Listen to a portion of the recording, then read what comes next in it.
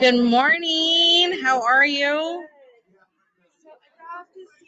By Giovanna. Okay. Yeah. I'm going to see after though. I'm not going to stay for the things I got some other meetings. No worries. Okay. No worries. Yeah, yeah. Just don't leave till I give you your gift. Okay. Don't want to have to go track you down.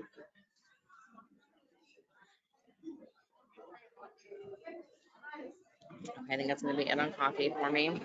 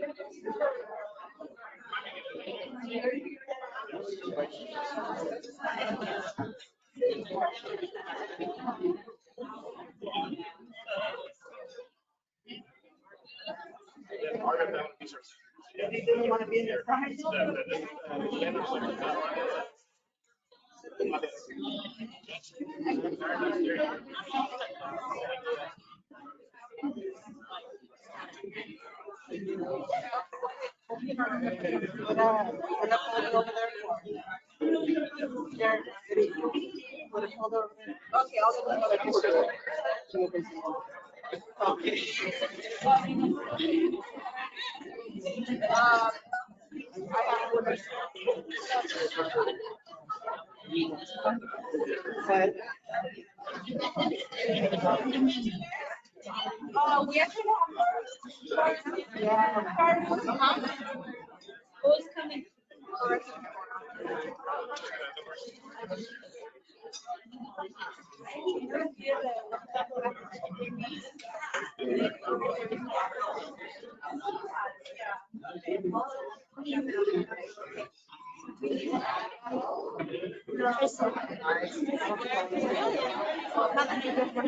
I'm just saving it for Christmas.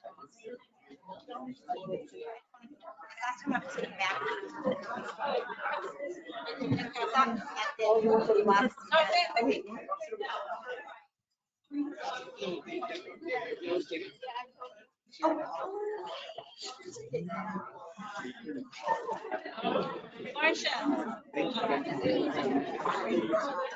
Nothing like being like right up front.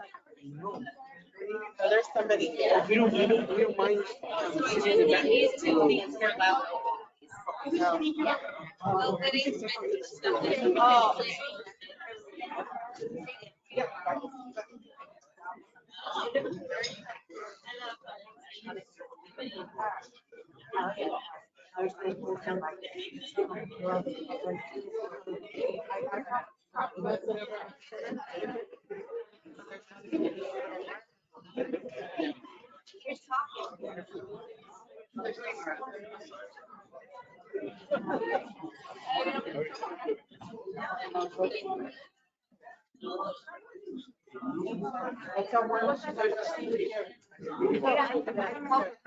Just gotta make sure me and my tech guy have a spot. No, you're fine. I think we just need the 2 spots here is all.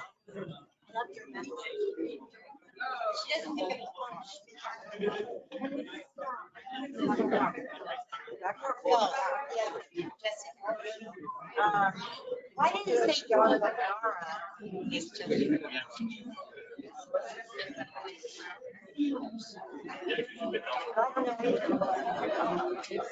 That was confusing.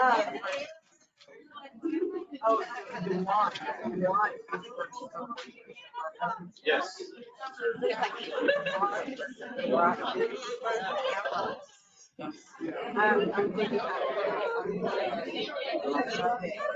Yeah,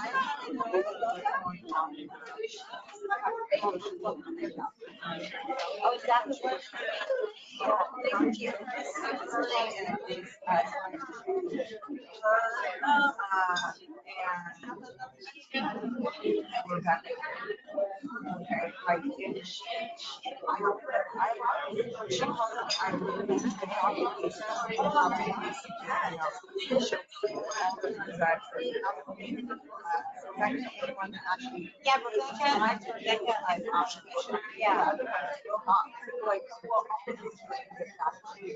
That's what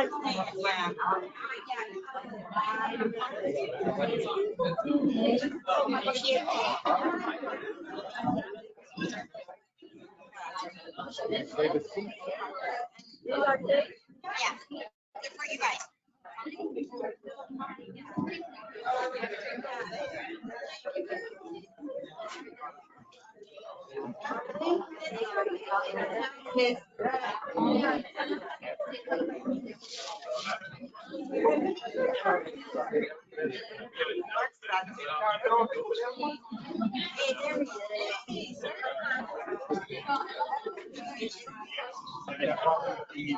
Yeah, I know.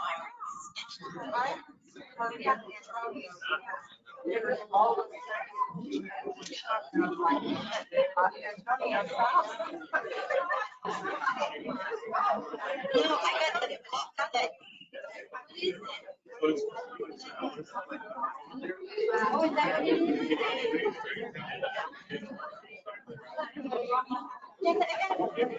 It's hard. Just helps you like breathe a little bit better. It's like when you breathe in like me. Can they make sure that you're having your where? Where?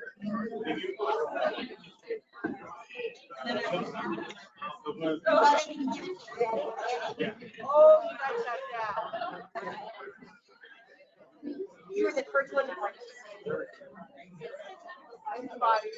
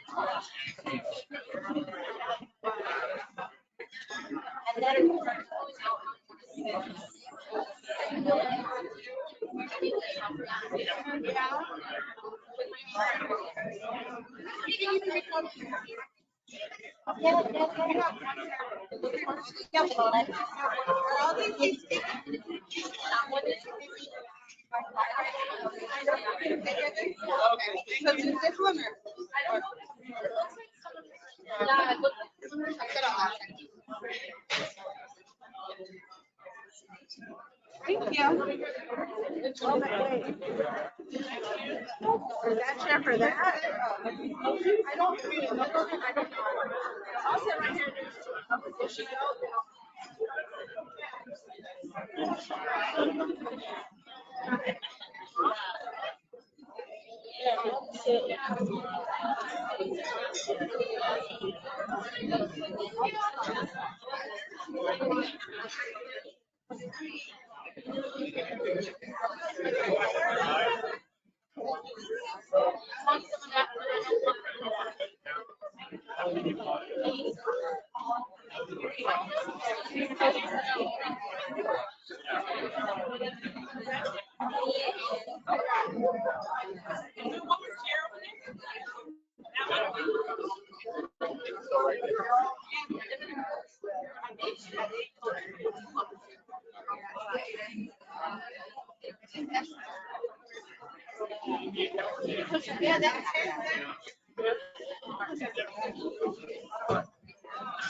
They needed to see. You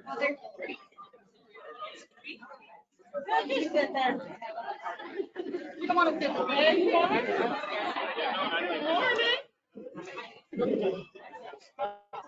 Good morning. They just need these two open. But I hate you.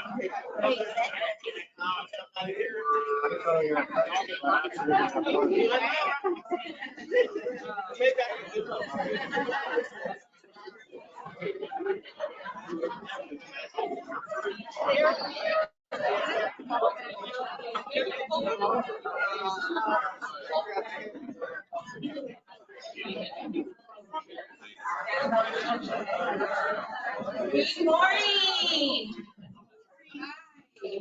So we're gonna get started in about 2 minutes. If we go ahead and start making our way to our seats. There'll be plenty of coffee and water and rolls through the hour. Restrooms are gonna be located on the north side of the room, just behind this wall here, and we'll be back in just a moment.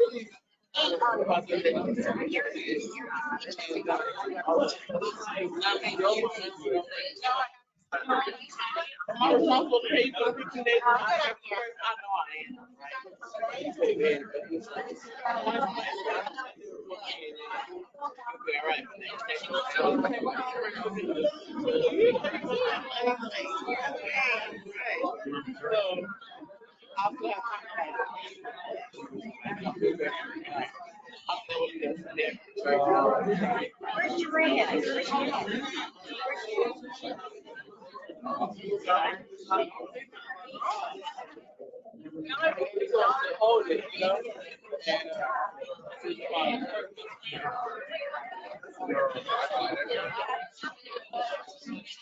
Yeah, Right,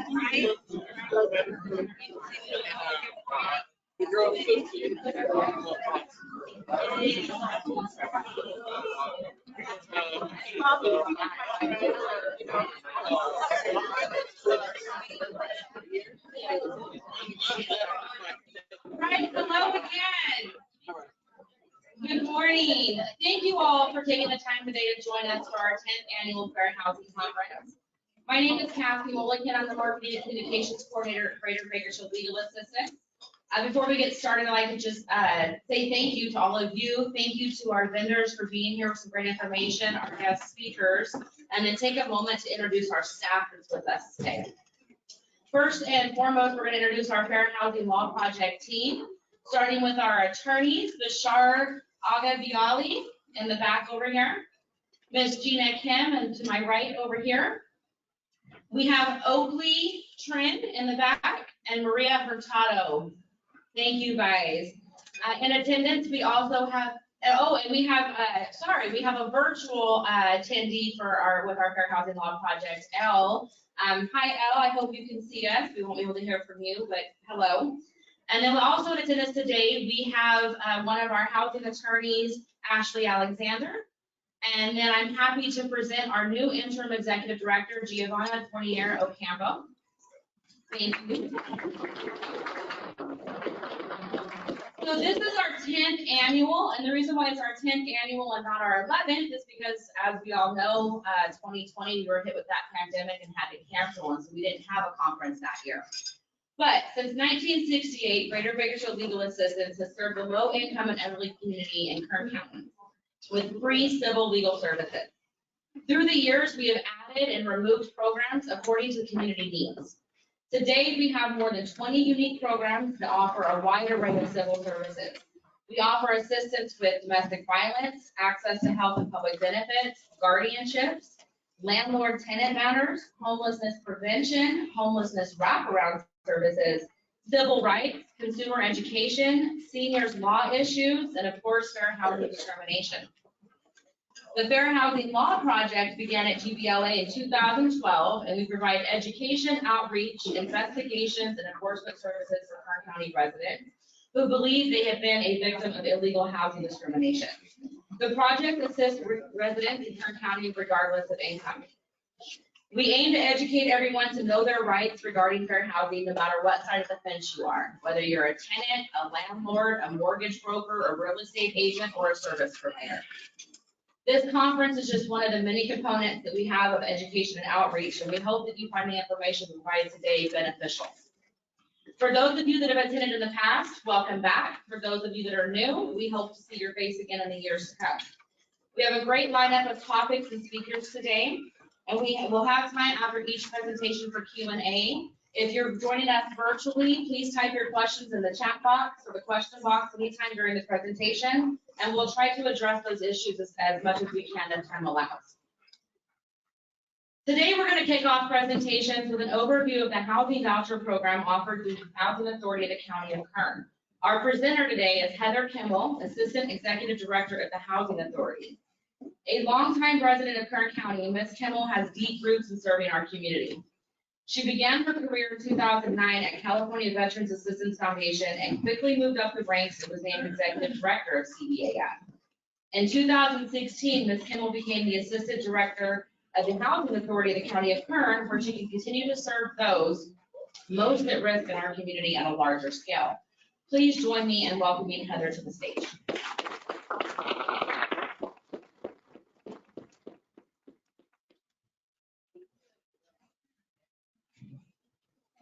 Good morning, everybody. Good morning. So when Kathy asked if I could do this presentation, she felt to say that there was going to be famous Hodel cinnamon rolls. That would have been an immediate yes if she led with that. So I'm so pleased to be here and share with you all a little bit about what the Housing Authority does to serve our community. We're going to touch on the voucher program, but I wanted to take the time to give you all a bigger overview of who we are as an agency. Starting with our history. Maybe.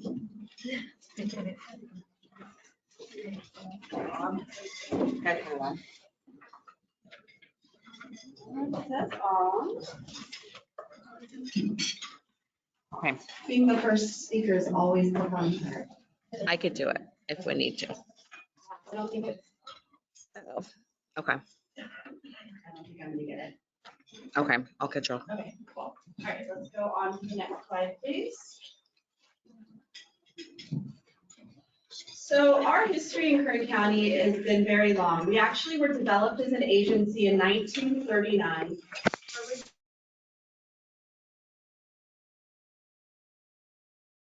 Slum clearance project. For those of you who don't know, the slum clearance was a government initiative where they established local government agencies to go into the low-income and highly poverty-stricken communities to build new housing in an attempt to improve those communities. If we think back to like the Hoover camps, we all remember learning about that in school, it was just the extremely high concentration of communities of deep, deep poverty. So our agency was established first to build housing for those people. We then moved on in World War II to build housing for the military bases throughout Kern County through the National Defense Housing Program. After that, we built housing and provided housing to veterans as they were coming back from World War II. And then we operated railroad housing to serve employees of the Southern Pacific and Santa Fe Railroads. I'm sure you all, as mentioned just a moment ago, the Dust Bowl era. I'm sure you all know the book Grapes of Wrath. What you might not know is that our housing authority operates the Sunset Migrant Labor Camp, which is still in operation today and was featured in that book. Go on to the next slide. So the housing authority that you know today really started operating in the way that you know it today in 1960. That's when we started our first rental assistance program.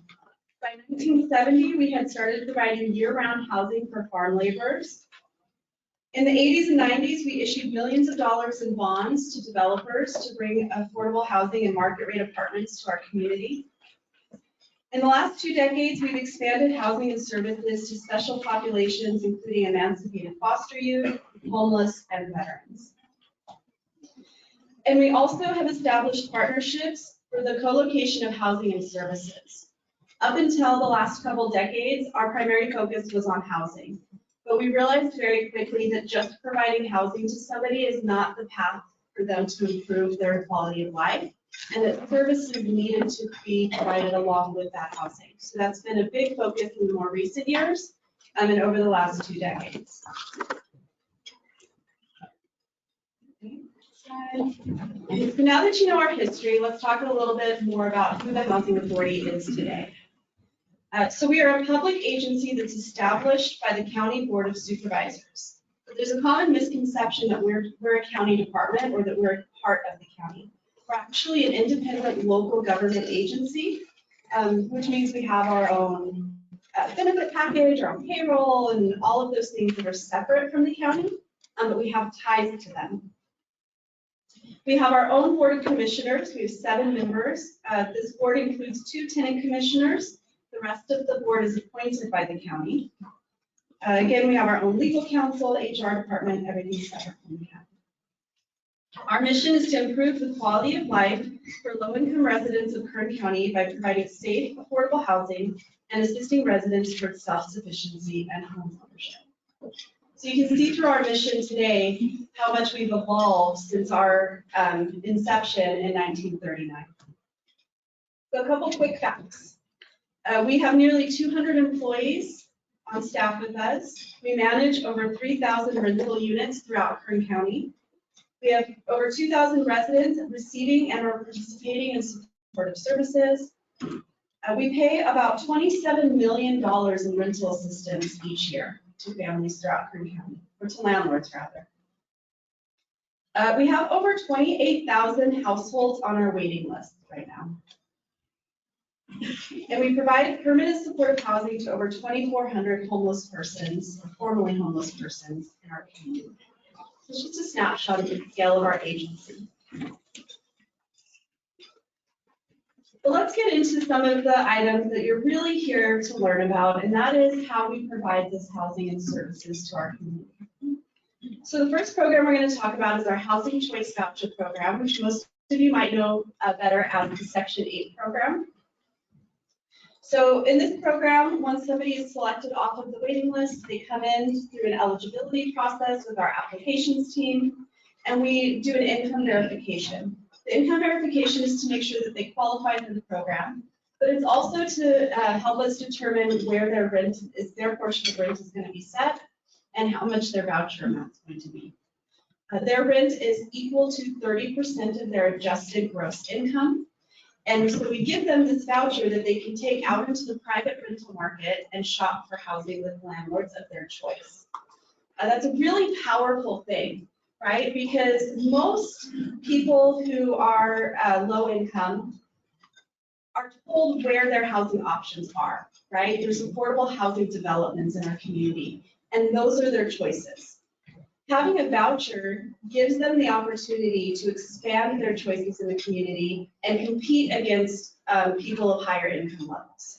So it really makes them more competitive in the rental market and expands their options.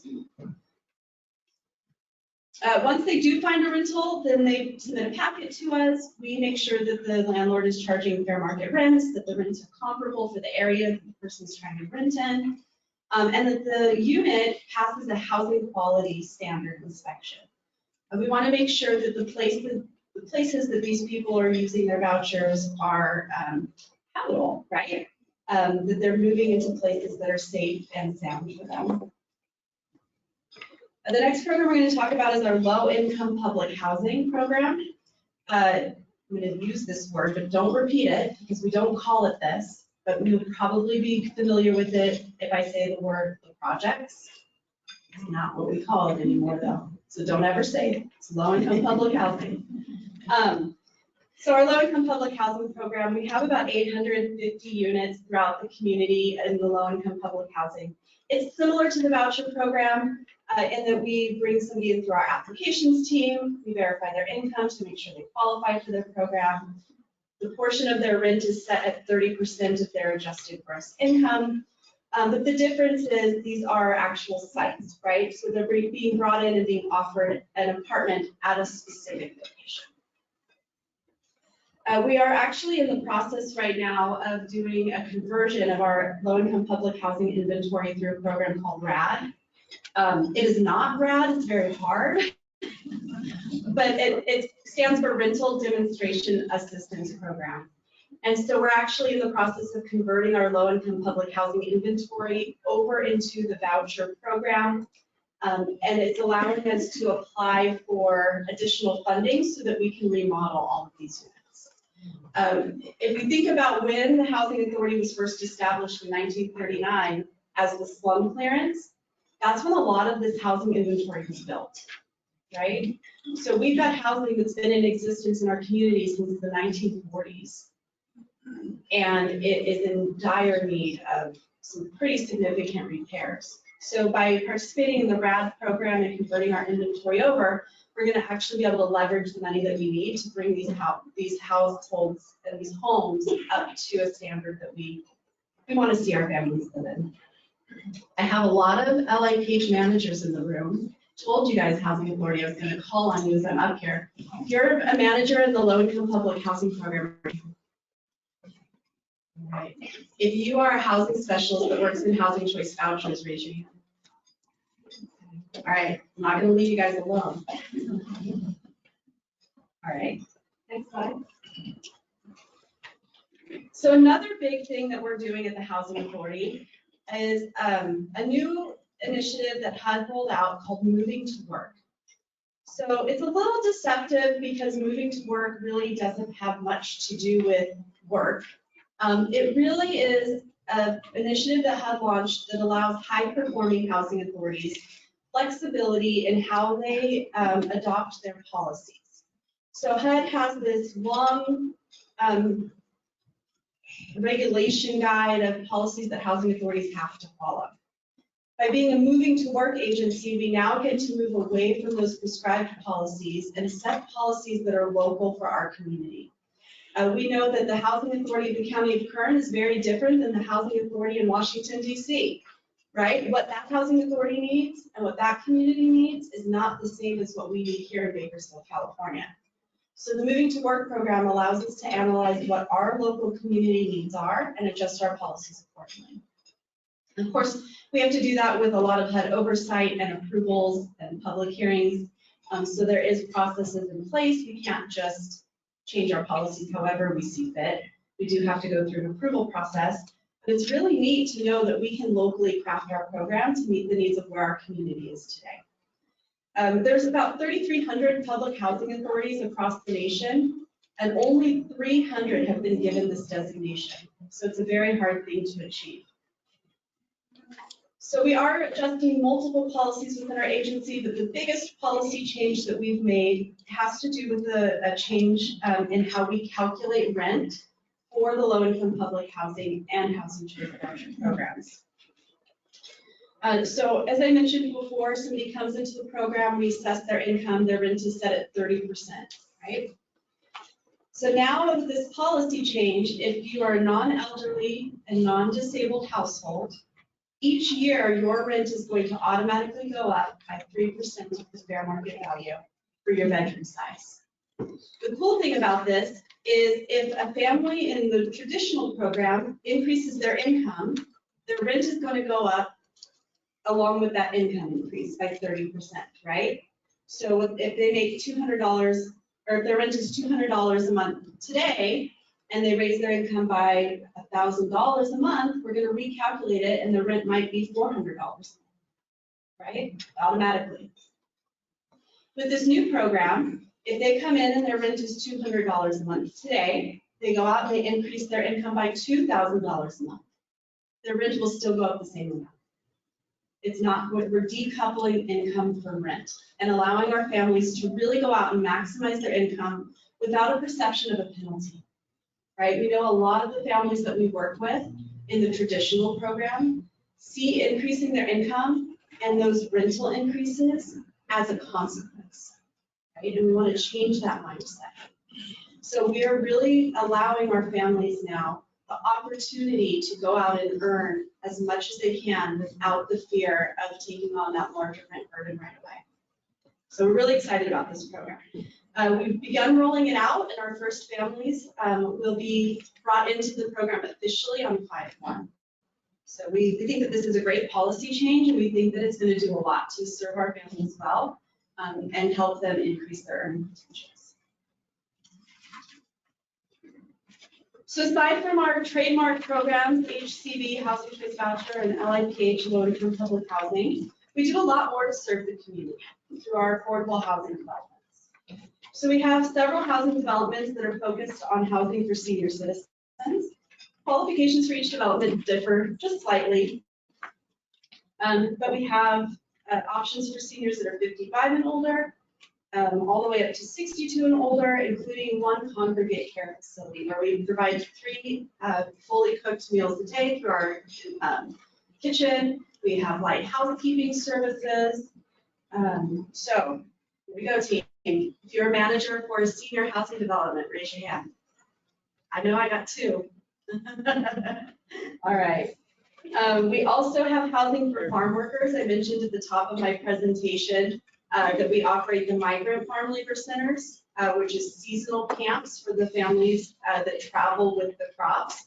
But we also have housing that we operate year-round for farm laborers that stay local and just move the crops not within the county. They have to meet the definition of domestic farm labor. We've got 8 developments that operate year-round. And as I mentioned, the 2 migrant farm labor camps. And then we go through a qualification process. We have to verify that farm labor. All right, I know I've got some farm labor managers in the room. All right. I think it's interesting when we travel to these conferences and we come and take up 7 or 8 tables, why our team's so large. And so that's why I'm having them raise their hand for you. So you can see that we're a large team, but how diversified and specialized our work is. We have other affordable housing options that aren't for a designated population throughout our community. We're an active developer in affordable housing, and at the moment, we are the most active developer in Kern County. We're working with city and county officials to hopefully attract new developers into our community. Sometimes you think competition is bad, right? Why would we want to bring more competition into the space?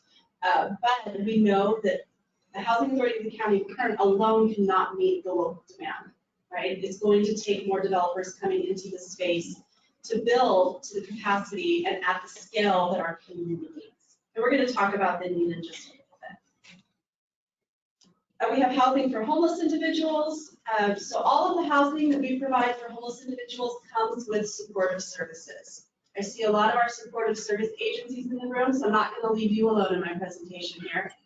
If you are with an agency that provides supportive services to either our voucher program or our development sites, can you raise your hand?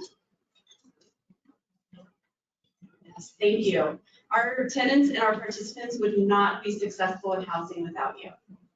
We know that housing, I said it before, I'm going to say it again, housing alone is not the answer, right? Housing is a critical part of the answer, and you cannot address homelessness without housing. But housing will fail 100% of the time if you don't have services to go with it, especially when talking about the homeless population. So we could build housing all day long and have enough housing for every person experiencing homelessness in our community. But without the work of all those people that just raised their hand, we will fail, right? They will not stay housed. So we're doing our part by building the housing. They're doing the hard work and getting people to stay housed once we bring them in. Sorry, I went on a little tangent there. So then our next population I want to talk about is housing for emancipated foster youth. So we have transitional housing for emancipated foster youth aged 18 to 21 who are homeless or at imminent risk of becoming homeless. They're required to work full or part-time or attend school while they're in housing with us. And their maximum residency for each youth is 18 months. So unfortunately, the foster youth system is a big feeder into homelessness in our community. We know that there's a lot of kids that have gone through the foster care system, and as soon as they turn 18, they have no options. So the housing that we provide and the vouchers that we provide to that population is really trying to prevent homelessness and prevent them from ever experiencing it. So if you're in the room and you're with the Housing Authority team and you do homeless housing or foster youth housing, raise your hand. All right, yeah. Thank you. Yeah. So let's talk more about services, right? I got on a little soapbox there about how important services are, but let's talk about the services that the Housing Authority offers. We called out our partner agencies and the hard work that they do, but let's talk about what we're doing internally. So along with the changes that I talked about with moving to work and the restructure of how we calculate somebody's rent, we also launched a new initiative called Building Hope. So Building Hope is a self-sufficiency program that participants are automatically enrolled into if they're non-elderly and non-disabled. So if they're in that population that's going to have those automatic rent increases, they're also enrolled into the Building Hope program. Through Building Hope, we create a housing stability plan for them. They identify goals that they're going to work on each quarter, and with the ultimate goal of successfully coming off of assistance. So our goal for them is that they do that within 3 years. They can take longer if they need to. We just require that they actively work on those goals each quarter. And we want to see our families maximizing their income to a point where they don't need the assistance any longer. We want to come alongside them and not just say to them, we want you to do this, your rent's going to go up, so we think it's a good idea that you do this. We want to come alongside them with service coordinator staff, help them build out those goals, identify what their barriers are, and I call us the dynamite, right? Our staff is the dynamite that's going to blow up those barriers and preventing them from moving forward and accomplishing their goals. As a family participates in Building Hope, each goal that they accomplish is worth a certain number of credits, and those credits translate into dollars. There's a financial incentive for them to participate. And each family can earn up to 25, oh, I've got an extra zero in there. Not 25,000. No, $2,500 loan program. We also know for a lot of our families, home ownership is a goal of theirs. We see this quite a bit in our farm labor communities. So we also have programs that help families plan for home ownership. We have housing counseling, credit counseling programs, down payment assistance programs. So if one of our participants has a goal, one of our participants or tenants has a goal of becoming a first-time homeowner, we have a team dedicated to helping them accomplish that. Okay, so let's talk about the need, right? I've touched on it a little bit as I've been speaking to you. That the need is great. We see the impacts of homelessness in our community. We know that housing has to be a big part of that solution. We see the rise in rental rates in our community and people being priced out of the rental market. So from our perspective, we see that with over 28,000 households on our waiting list, the wait for housing in with our housing authority can be sometimes 10 or more years. So somebody can apply for housing today and not be called off of the waiting list for 10 years or more. It's a long time to wait for affordable housing. Our Housing Choice Voucher Program, we opened it in January of 22. 22, yes. And we had it open for 30 days. In that 30-day window, we had over 12,000 people apply in 30 days for rental assistance. 75% of extremely low income households spend more than half of their income on housing right now. So think about that. Think about your own personal finances. A healthy budget spends between 30 to 40% on housing.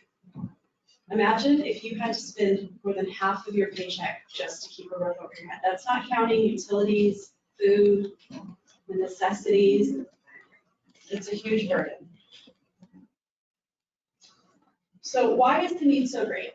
Not just because we live in California, which is a need or is a reason all in itself, but locally we're seeing that affordable housing is not an entitlement program. Well, not just locally, it's not nationally. There's nowhere in the country that housing is an entitlement program.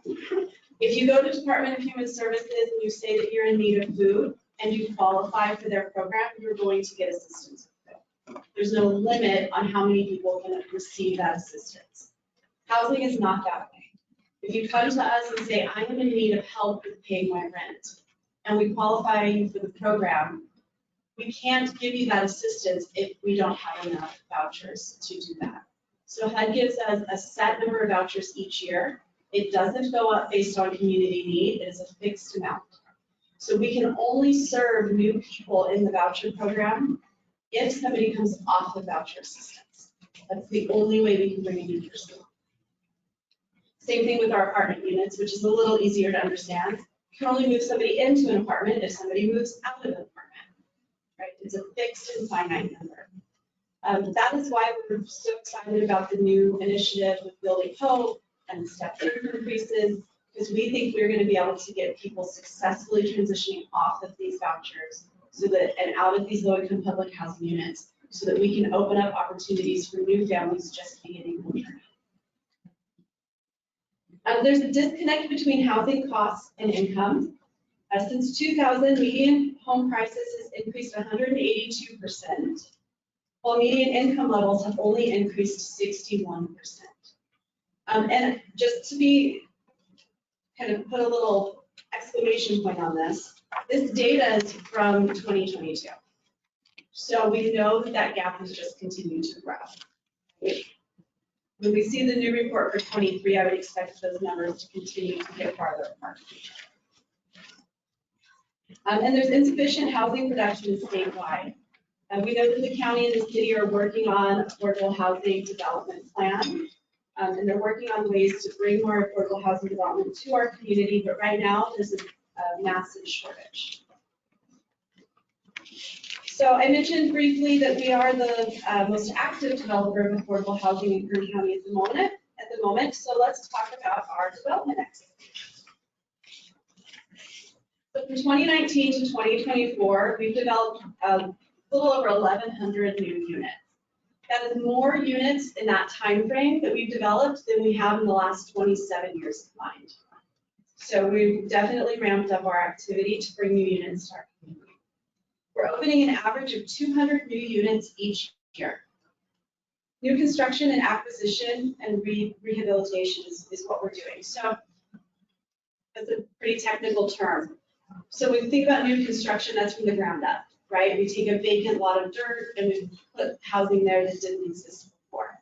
Some of the lots that we're building on have never had anything built on them before. Other lots have commercial sites that we're now moving over to housing sites. But then we do acquisition and rehab also. So we take an existing location and we convert it into housing, or we rehabilitate it. So it's housing that was dilapidated or not habitable, and we bring it up to standards.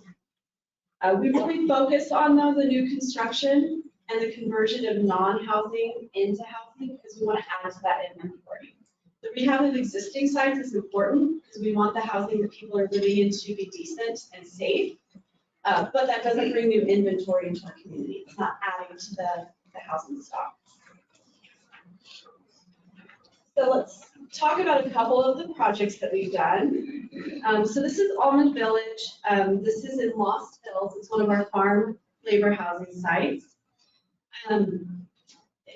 This one's cool because we built it in partnership with Wonderful Company. So this is a good example of a private and public partnership bringing housing to the community.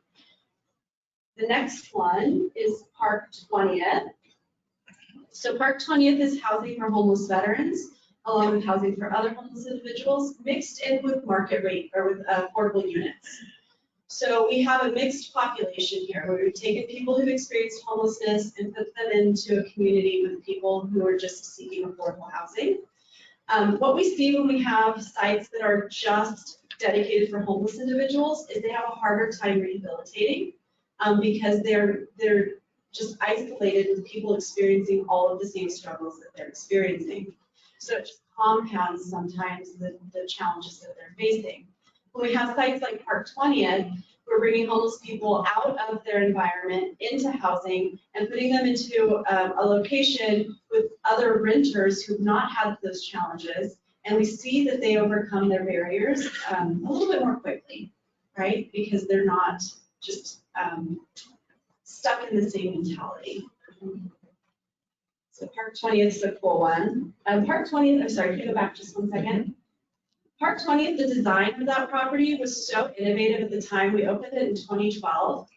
It was so innovative at the time, it actually won some state awards because there had been no construction that was, it was on a really small lot, and we put about 80 units, I think, are there, 3 stories, and it's right behind the news station, Channel 17, I think it's right there. So if you looked at the lot when we were first building it, I went by and I looked at the lot and I said, there's no way we would have fit that many units. I could walk the lot in like 30 seconds. So it's really an innovative project. We've got our residences at Old Town Kern. So this is a revitalization not only of a vacant lot, but of a whole neighborhood, right? You think about the Baker Street area right there by the railroad tracks, and bringing new housing that looks this stylish to that part of town is really an effort to revitalize not only an apartment complex or a vacant lot, but to bring a whole new breath to a neighborhood. So not only are we building housing for the people we serve, but we're trying to enhance the communities where our housing is built. Rosalita Village is in Wasco. This is another farm labor site. This one is really cool because we partnered with the city of Wasco. At one time, Wasco actually had their own housing authority that operated one low-income public housing program and one farm labor housing program. And it was built around the same time in the 1940s that ours was. And it was in serious need of repair. It was on the east side of the railroad tracks there in Wasco. Anybody who's familiar with Wasco knows that that area has its own reputation. And the families that were living in that site, when their kids would go to school, their kids were actually being teased and bullied for being from the wrong side of the railroad tracks. it was a stigma that was placed on those families. We had the opportunity to partner with the city of Wasco and with their housing authority, which we ended up becoming the manager and operator of, to rebuild this housing on the other side of the railroad tracks, right behind the new shopping center there. So we completely built new housing for them. We relocated them now to new apartments that are up to date. They are really beautiful. And it's right by the school. So those kids that live in those families can now walk to school and not have to take the bus. They were, I think, one of the only kids, being bused. So when they got off the bus, it's like, here's the kids from the poorer neighborhood. And so we've removed that stigma from those families. We're just really, really proud of that one. I'm sorry, I keep saying we're really proud because we're proud of all of them. Probably say it. Mountain View Village is in Lamont. It's another housing development for farm laborers. It was the first new housing development in Lamont in the last 20 years. So bringing affordable housing to Lamont was a big deal. There was issues in the past with water connection that was preventing housing from being built. So our development team was able to partner with the city of Lamont and figure out how to overcome that barrier and bring new housing to them. Up next is residences at East Hills. This is a new housing development in Northeast Bakersfield, kind of by the Target there, off of Bernard Street. And this has about 40 units for veterans, half of those for homeless veterans, the other half is just affordable housing units.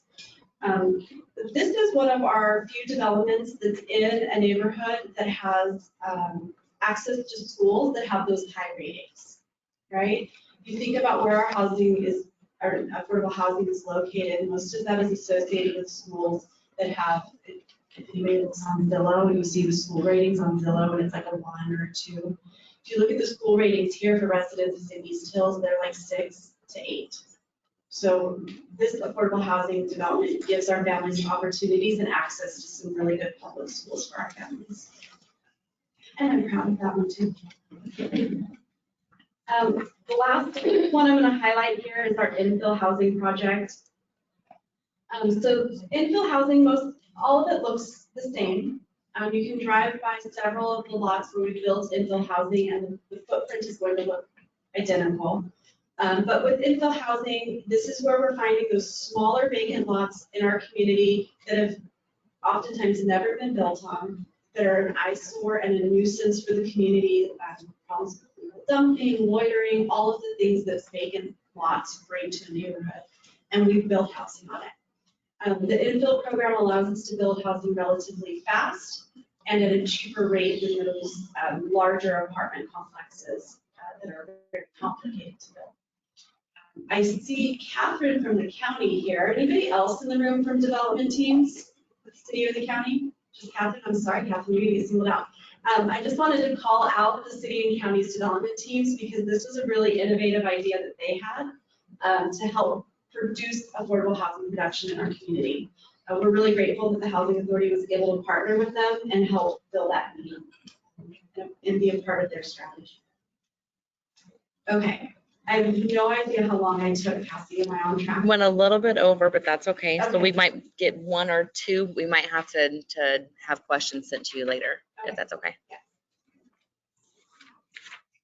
So Cassie said that I did go over time, so to get everything back on track, if you do have questions, you can submit them to Cassie. She'll get them to me and I'll respond by email, and then she can send them out to the group.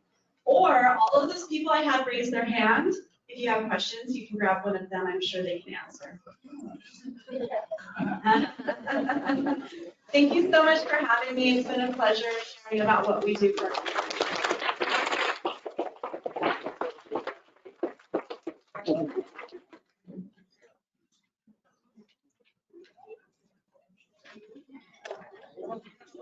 Awesome. Thank you, Heather. That was some great information. I hope you found that information valuable, especially for the agency providers that are here today who are working with our populations trying to attain that affordability.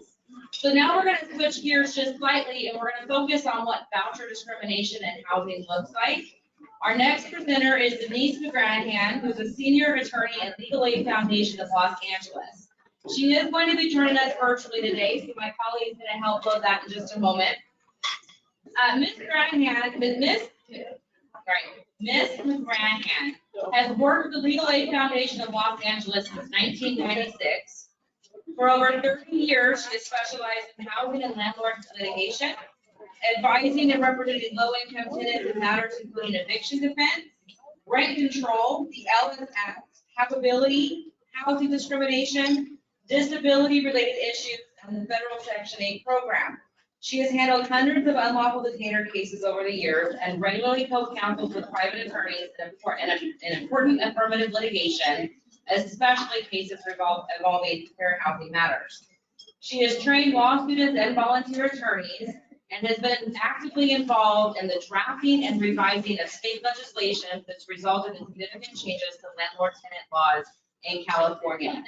Thank you, Ms. Granahan, for joining us, and we'll be controlling the screen from here. I don't know if you want to show yourself on the screen or not, but we'll definitely be controlling the presentation on this end. Let's see. Can you hear me, everybody? Yes? Give me 1 second. Okay, try again. Can you hear me now? Why is it not working? I'm in the right one, right? Can you Try see me? again. Try again. Hi. Give me 1 second. We're gonna turn on.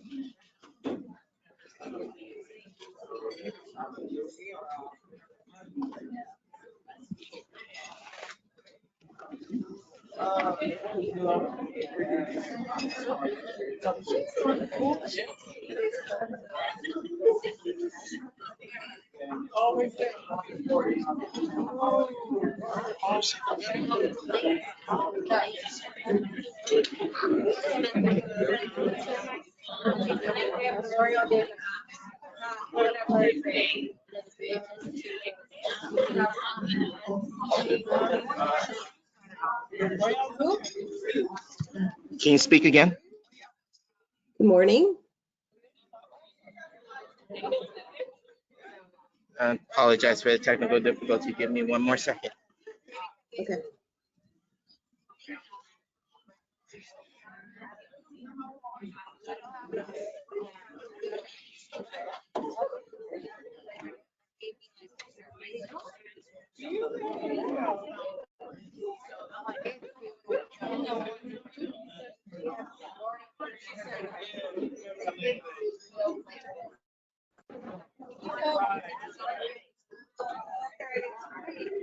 Can you try speaking again? Good morning. Hello? Hello? Hello? Can you hear me?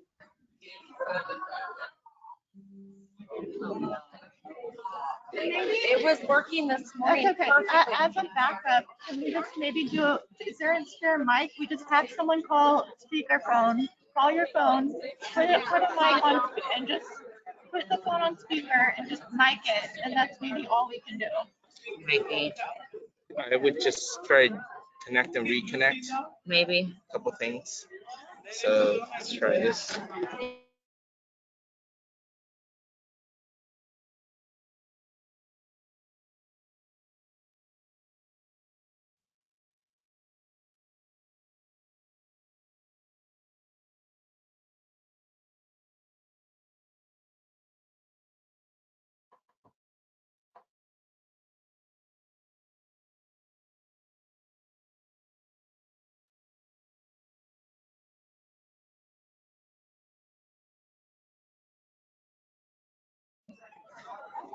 None of the guys are in the back.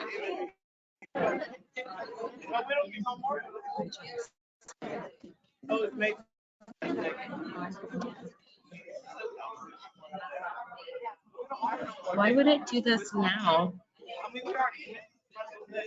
Hello? Hi. Can you hear me Okay. now? You can? We're still working on it. Okay. But you can hear me, but the We rest of the can, people. we can hear you. The audience here locally can't. Got it. Having just a few slight Plug sound it in. checks. Nothing on my end, right? No, it's not you. It was working this morning and then it was buzzing and we trying to fix it now. And should I share my webcam? Or is that not necessary? No, I think I'm gonna disconnect from the projector. Give me just a moment.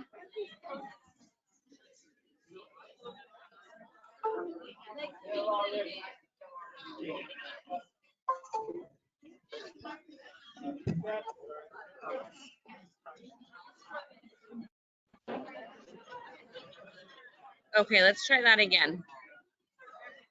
Can you hear me? I think. Okay, I can see that you're talking, but give me a second. Let me quiet the room to make sure it's working. Okay. If we can just have a moment of silence, we want to make sure we've got the audio working. Okay, try speak again. Good morning, everybody. Is You guys it? here in the back? Okay. Sorry. Okay, so we're working now. So with our virtual speaker, it's going to be a little bit more difficult to hear than if we were here on stage. There are speakers throughout the room, but we should be okay. And I'll go in the back and make sure the volume's up. But Denise, go ahead and take it away. Good morning, everybody. I'm Denise McGranahan. I work at the Legal Aid Foundation of Los Angeles. I've been there for a really long time.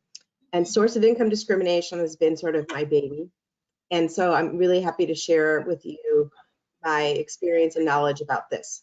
So we can go to the next slide, please.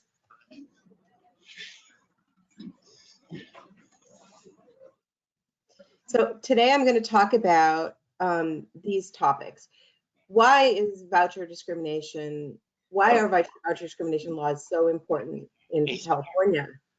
And where is voucher discrimination prohibited? And what is prohibited? Recent litigation that we've had and common discriminatory and evasive practices. And then I have some strategies for getting housing providers to accept vouchers and rental subsidies. And then I'd be happy to have any questions that any of you would like to have. Now, I would mention that I have a cat in the background who likes to meow and get attention. So I'm sorry if that disturbs you, but I can't really put her anywhere. But anyway, let's move to the next slide. Thank you. Hopefully that won't be a problem. Okay, next slide. Okay. It's up as loud as we can go. Let me turn my volume up a little more. If that helps. I don't know if that will help. Probably not. So I know this morning Cassie talked a lot about the Section 8 program. I just want to emphasize some points about it that are really critical to our affordable housing crisis in this country, which is that the main source of affordable housing for low-income people. And there are about 2.1 million households and 5 million people who rely on vouchers. So having anti-discrimination laws is critical to making it possible for those people to rent and live instead of being on the street, for example. So there are 35% of the people have disabilities who are on this program, and often this is the only housing available to people who are elderly and disabled, especially people who are aging in place, who have who rely on Social Security, which does not keep up with the cost of housing. In theory, you can move anywhere with your housing voucher in the country. There are different kinds of vouchers, and some of them don't allow that kind of mobility, but for the most part, you can port anywhere. So, but these housing choices are severely constrained because of landlords who do not want to accept vouchers or place obstacles in the way of people getting vouchers utilized. Next slide, please. And the other thing to know is that the majority of voucher holders are in protected classes, and often source of income discrimination is a pretext for other types of discrimination. And the discrimination is pervasive and based on unfounded stereotypes about people who live in the projects. And if I have a Section 8 tenant in my building, the value is going to go down and that type of thing. Ideology about the poor. It's really been proven that rental subsidies prevent homelessness. So, and the studies have shown, and I think I've provided some materials on this, that Section 8 discrimination is less prevalent in jurisdictions with these types of laws. So I don't know if that the materials, there's a few articles and newspaper articles that I've provided, and for those who are interested, I think that will be very interesting to read. Next slide, please. So, as Cassie stated this morning, the wait lists are incredibly lengthy and vouchers are time limited. So you can see the voucher utilization, how it increases based on, whether or not you have these laws in place. And this is a study from 2018, which from HUD, which says 77% of the people who have these laws in place in their jurisdictions are more successful in leasing up than 35% who do not. So, and also Section 8 anti-discrimination laws affirmatively further fair housing because it allows people to move to higher opportunity neighborhoods where they wouldn't otherwise be able to rent. And that's something else that the small area FMR program can do for people. Next slide, please. So where is housing voucher discrimination prohibited? Next slide. So everyone should know that federal law does not generally prohibit voucher discrimination, but it does not preempt state and local laws. And often you hear that argument from landlords that, they don't have to take it because, the voluntary program, hold on one second, I'm having some battery issues.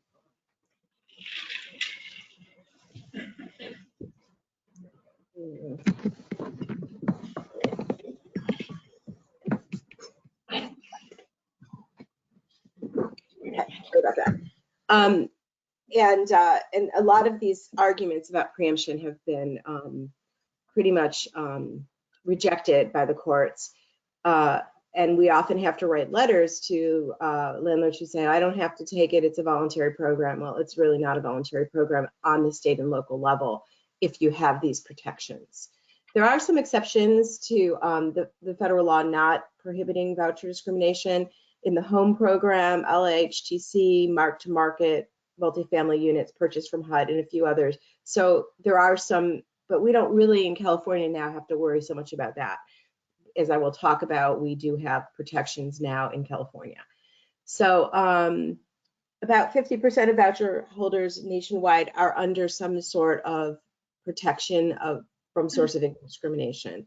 And this is an increase from about 30% in the last 5 years. You see a real trend of states and counties and cities passing these laws. And the real issue is going to be everywhere is enforcement, which we'll get to. Next slide, please.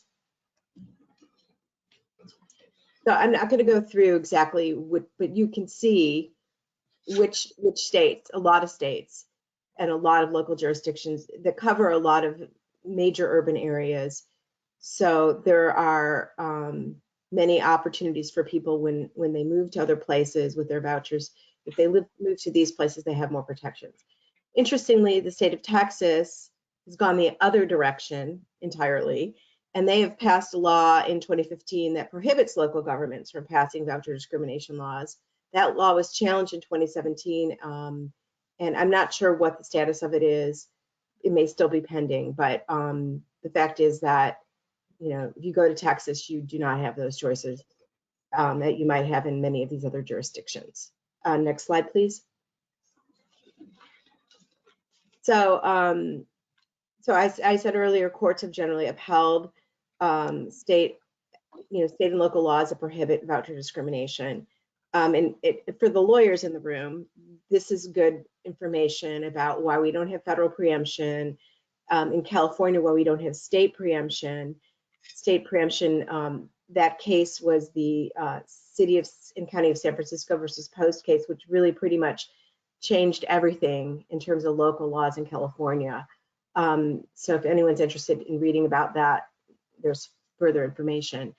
The other thing that often comes up is administrative burdens to the landlord, and they often say, well, you know, I don't want to have to do inspections or all this, and there's some good case authority that permitting a landlord to refuse to accept Section 8 vouchers on the ground that they don't wish to comply with the requirements of the program would vitiate the definition of the legal safeguard. I just actually read a case yesterday out of New York where the landlord refused to accept anyone with a voucher unless they made 3 times the rent, which we have a protection in California on that. But let's say in New York, they also have source of income discrimination. But there, they said, no one, if you make 3 times, I don't care, we don't care that you're paying 0 rent and the housing authority is paying all of it, but you need to make 3 times the rent. And the court said, no, that would vitiate essentially the entire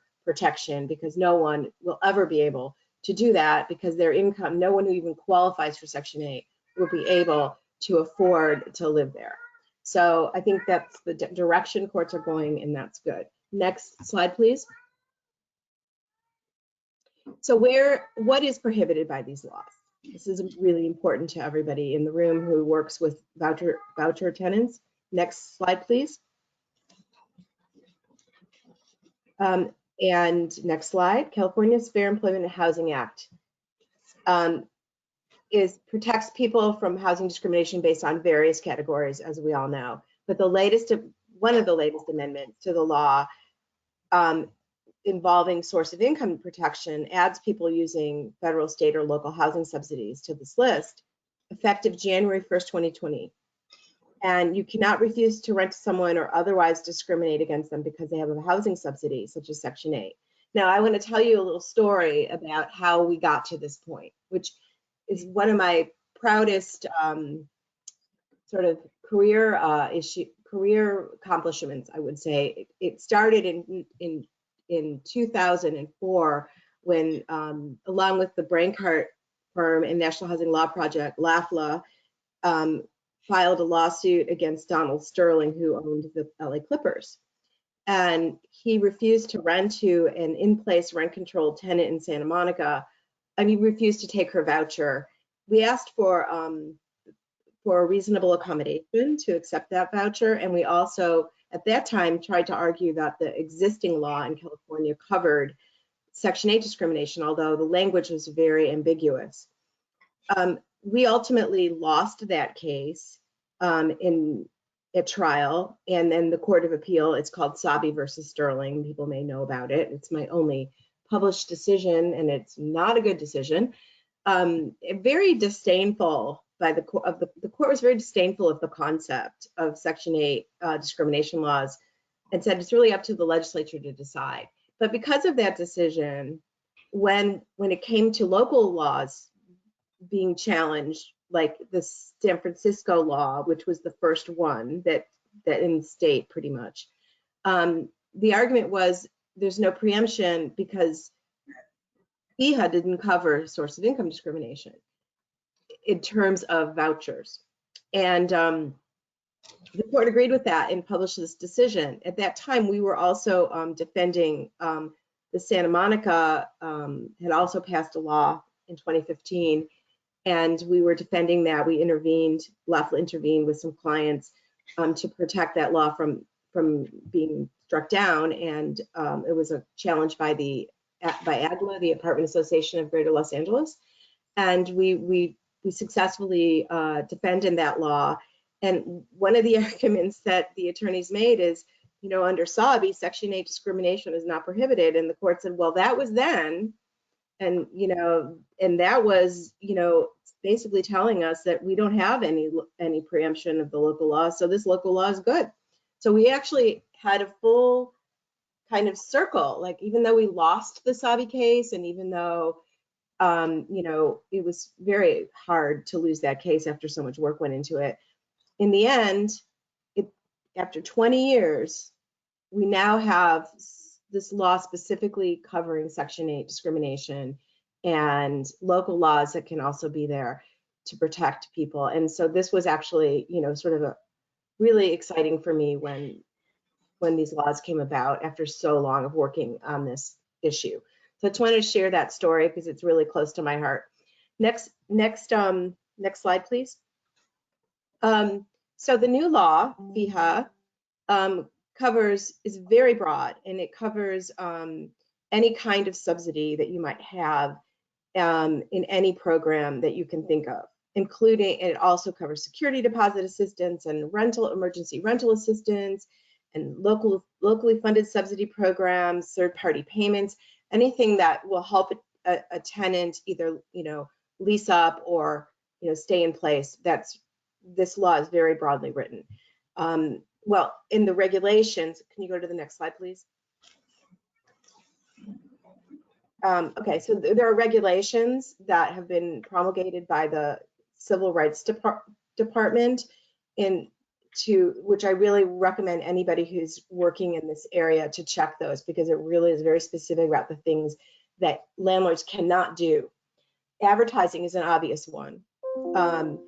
Then refusing an application is also pretty obvious. Charging a higher deposit or rent to a Section 8 applicant versus someone who's not. Refusing to enter into or renew a lease, that would also be prohibited. Because they have, like, a new owner purchases and then and they say, we don't want Section 8, so we're not going to renew your lease. That would be against the law. Next slide, please. Interrupting or terminating any tenancy because the person plans to use the voucher, falsely representing the unit is not available, requiring differential clauses, conditions, or restrictions. You can't, like, increase the deposit because it's a voucher tenant. You can't, you can't do that. Restricting tenants' access to common areas. We have seen that in some buildings that are sort of market rate units and Section 8, like about affordable units occupied by Section 8 tenants, that there have been some restrictions on what those, you know, tenants can do, the affordable unit, ones living in affordable units, and, you know, it just some sort of discriminatory treatment, which is hard, but it would be prohibited here. Refusing to make repairs or improvements under HQS. So this is a pretty important one, because often when there's an HQS violation and the landlord refuses to make the repair, if a certain amount of time goes by, like 90 days, the housing authority can then terminate, you know, that contract, which leaves the tenant in a really bad position. So I think that would be a defense to an unlawful detainer, for example, if the tenant, if the landlord refused to make repairs and the HQS, because of the HQS, and then the housing authority terminated the contract and the tenant is now left with the full rent. And I think that would be a defense in court to a UD based on the fact that the landlord discriminated. And I think we're looking at cases like that are coming up. And I think we need to remember that we have that housing discrimination is a defense in an unlawful detainer for those lawyers out there who are doing eviction defense. Okay, so so the next slide, thank you. You know, here's I think the FEHA regulations, as I mentioned, you can see they really, really are broad. So completing forms, signing documents, allowing inspections, you know, all of these things, you know, we see happen where the landlord's like, I just don't want to sign the HAB contract because I don't agree with this provision in it. Or, you know, whatever, I don't want direct deposit. I'm not going to sign a W-4 form. We see that all the time. And so these regulations, which a lot of advocates and, you know, that work on housing discrimination in California, we really informed the CRD by providing lots of comments to get, you know, these changes, not changes, but these regulations written in a broad enough way that we can utilize them to assist our clients.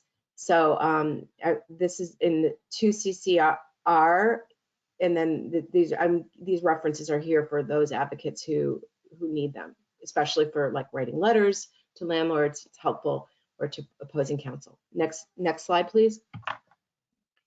You know, as I mentioned earlier, in California, it's prohibited that you have to make 3 times the total rent, if you are a voucher holder, you only have to make 3 times your own portion of the rent. And that's an important protection. And often you see landlords saying that they don't take anybody who doesn't make 3 times the total rent. But this is a specific provision that is very helpful. Next slide, please. So refusing to accept a voucher is an adverse action based on a protected class, and it's intentional discrimination as a matter of law. Once the complainant demonstrates intentional discrimination with direct evidence or a combination of direct or indirect evidence, there's no affirmative defense except with respect to facially discriminatory policy. But here's the thing, you get, well, I didn't want the inspection. My affirmative defense, it's a burden, as I mentioned in the Themster case earlier. This is not a defense. And, you know, I'm going to tell you a little bit about the litigation we've done and the kinds of defenses that landlords have raised, but they haven't been successful. So, you know, a legally sufficient justification may not be used as a defense against a claim of intentional discrimination, which is critical. Okay, next slide. So are landlords required to take Section 8? And this is also sort of the myth that we hear. Oh, you're requiring me to accept it. Not required if the rent that you're asking is unaffordable to the family. So as everybody knows, in the first year, the applicant with a voucher can only pay up to 40% of their income towards rent. So if the asking rent is too high, the landlord is not required to lower the rent. The place is just unaffordable to the family. And I've always said that, you know, having voucher anti-discrimination laws are great, but you also have to have payment standards that will allow people to rent anywhere they need to rent, or almost anywhere they need to rent or want to rent. So you need both things. You need to have really good payment standards and also, you know, these protections. Okay. You can't refuse to accept a Section 8 tenant if the reason is that they're on Section 8 or they don't want Section 8. There are other reasons that they can refuse the tenant, okay? And, you know, they often look for protectional reasons to say no, and we'll talk about that. But if the tenant has a bad rental history or has a criminal record, you know, with a whole other training, then, you know, the tenant can be rejected. But it's just not, it can't be that I don't want to take Section 8. And because these laws are so new, landlords often don't know that this is the law. So I have a case when Santa Monica's law first passed and it was upheld. My client went to this property and said, I want to rent, and they said, and I have a voucher, and they said, we don't take Section 8. And she said, well, I really need that in writing because I need to tell my housing authority specialist that, you know, I'm show proof of effort, right? I tell all my clients, you need to get it in writing. And they actually wrote it down. We do not take Section 8. And then we went to the city attorney's office because we have a very good partnership with our city attorney's office on enforcing this law. And between us, we were able to get them to accept her voucher because it was blatant, you know, like, we do not take Section 8. You can't do that. But a lot of times, as you know from other types of discrimination that, you know, where the protections have been in place for a longer time, landlords find other ways to sort of say they're not going to take you, and it's not going to be so obvious. It'll be, we rented the unit already, or something like that. So next slide, please. So if you are in a situation where your landlord, your prospective landlord, or the one you're trying to rent from, says, no, I don't take Section 8, what are your options? Obviously in Santa Monica, in LA, where you might have the options to file locally with a local agency or local, you know, city. But in most of the state, and including where you are in Bakersfield area, your remedy is to file a complaint with Department of Fair Employment and Housing, or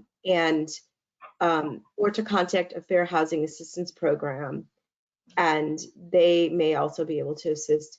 And sometimes you can also find a private attorney to sue the landlord. Those cases are for fair housing are great for, you know, in the sense that the tenant doesn't have to pay out-of-pocket costs. And that it's usually done, you know, either done on a contingency or it's done where you can collect fees per statute. So, and a lot of remedies are there. You can get your out-of-pocket losses, an injunction, you know, access to the housing that was denied, damages for emotional distress, civil penalties, punitive damages, and attorney's fees. So, so that, you know, is a really good thing.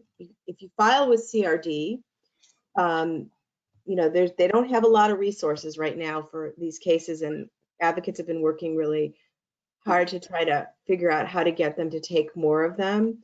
And I think a part of it is the legislature needs to fund more positions at you know, at the Civil Rights Department, which is now used to be Department of Fair Employment and Housing, and they need to take more of these cases. I do have one case where my client, I wrote a letter for somebody and he was, you know, I think I'm going to talk about it a little bit later, but anyway, ultimately got his unit, and that was through CRD's work. So I wouldn't give up on them, but I think you have to remember that they just don't have a lot of resources, and that's a whole separate discussion. Next slide, please. So recent litigation. So I have a case I've been working on since 2019, I guess. My client is Xandra St. James. She's a 71-year-old Santa Monica rent-controlled disabled tenant who's lived in her unit since 1981. And she, at the time, was paying 90% of her income to rent, which is, you know, and a lot of people would say, oh, well, she's in a rent-controlled apartment, and, you know, why isn't she just happy? But 90% of your rent makes it really difficult, especially when you're aging in place and your income doesn't go up very much. So she was awarded a voucher in November 2018. She offered it to the landlord via UPS, and no response. Sent it again, and then ultimately through the city attorney's office, and you know, they were negotiating with the landlord. The landlord said she would not sign the RTA and accept the voucher because she was concerned that the federal or city government would run out of money to fund the program. And this happened to be when there was, so February of 2019, we had a delay in our federal budget, and there were, you know, there was something there that she could cite, but ultimately, you know, the budget passed and, you know, everything was fine. But that was her argument at that time. So we tried to persuade her to take the voucher many times, and then the city sued her and her company, the landlord, Barber Bills and Wib Holdings. And then they threatened a preliminary injunction. So the landlord agreed to reduce the rent to $300 a month pending the outcome of the litigation. And then when we wrote to the landlord in 2019, late 2019, and we wanted to bring a case under FEHA. So we said in anticipation of the FEHA amendments, because the city's case was based on their local law, and will you accept the voucher? And the landlord attorney said, a court will decide that the landlord must take this voucher. And so ultimately the court did decide. Next slide, please.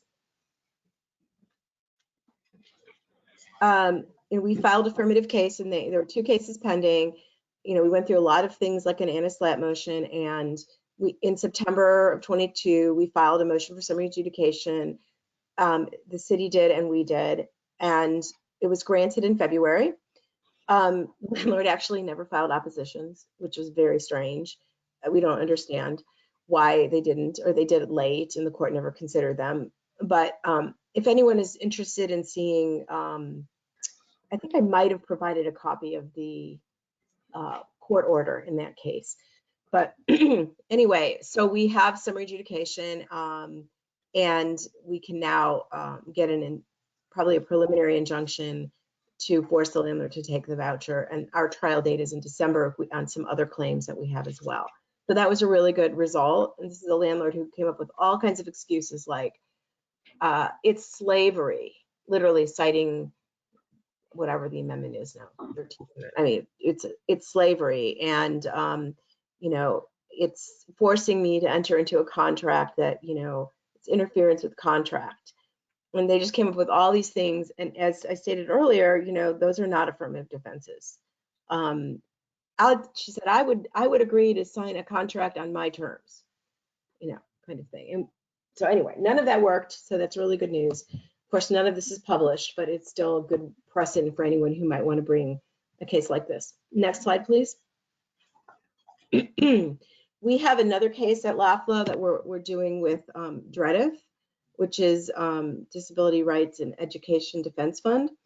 And not my case, but other people in my office are working on it. And this was Robert Gardner, who you might have read about this in the LA Times.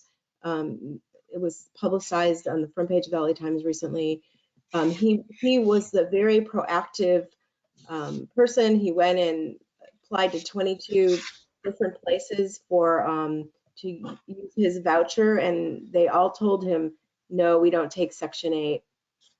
So he filed 22 complaints with or more with CRD, and they said, well, I think we'll only accept one of those complaints because they don't have the resources. But ultimately, because we couldn't really get CRD to do much, we filed this lawsuit.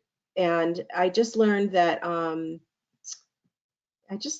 that 5 or 6 of the landlords have already settled out, and this guy's already moved somewhere else and used his voucher, but they've settled out for money, I think $35,000 so far, and agreed to a pretty good consent decree, which would be like, you know, training on fair housing and, you know, reporting information to the plaintiffs about, you know, applicants and, you know, things that would stating affirmatively they will take Section 8, things like that. I have that. There's a press release out there, and if you search for it on Google, you can see it.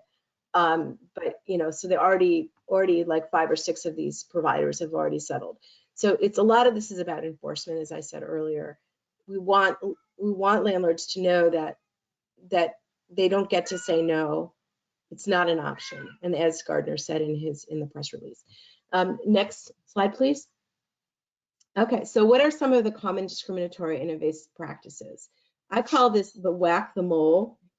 You know, refusing to fill out paperwork, delaying completion of the paperwork, the RTA, waiting to return it to the PHA, or just ghosting the tenant. Like, I've had people like, oh, I sent it.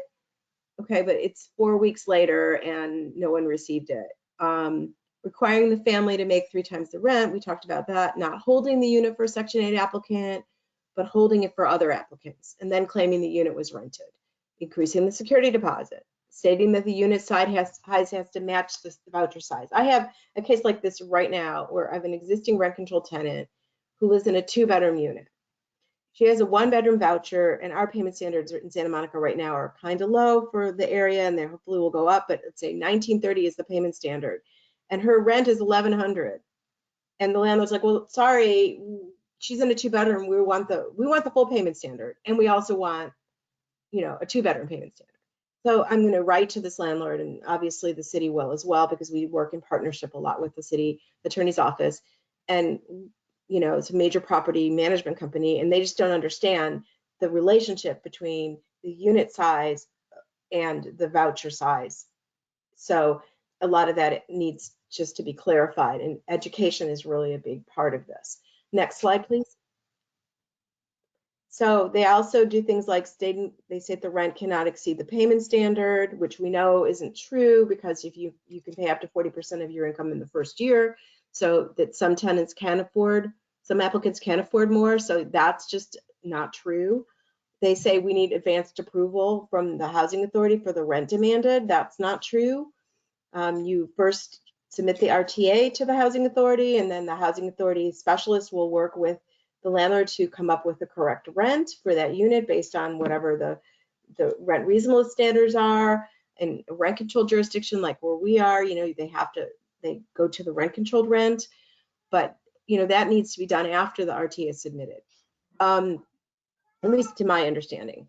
I had one where they accused the family of lying on the application because there was no place on the actual you know, like a online application which said where you could put down that you were using a voucher. So they couldn't really disclose it. There was no place to disclose it.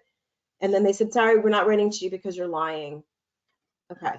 And then you have no rental history or a bad rental history. I mean, I get the bad rental history part, but with no rental history, this is really a problem for people who have been unhoused. There should be alternative ways to prove that you are actually going to be a good tenant. And that may require some additional protections. And I think there's some proposed legislation on this. But I think that, that's going to be the cutting edge issue. One of them is to get people who are unhoused to be able to use their vouchers. This cannot be, not having a rental history cannot be a reason. Otherwise, no one will be able to rent up. So the other one, which is also kind of cutting edge, is credit score. Your credit score is too low or the applicant has no credit.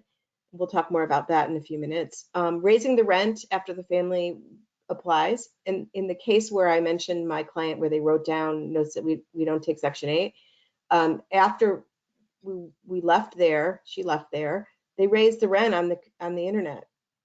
And then they said, now this is the rent and it's over the payment standard.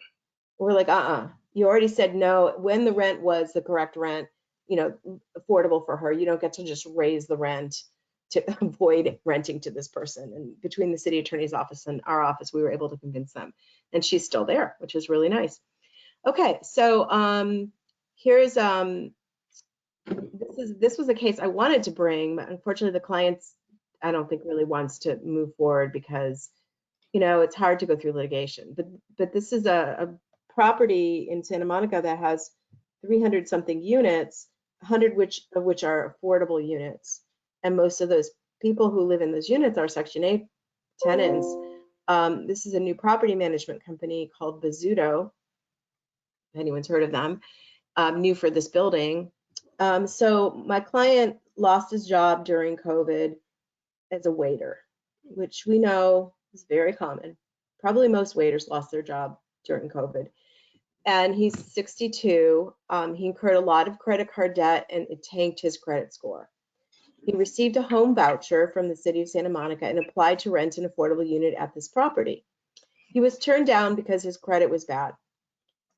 This was determined by RentGrow, which is a very common rental screening company that you might have encountered in where you are, I'm not sure.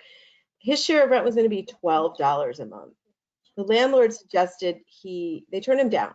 He said, even though his rent's $12 a month, they said, get a third-party guarantor or a surety company.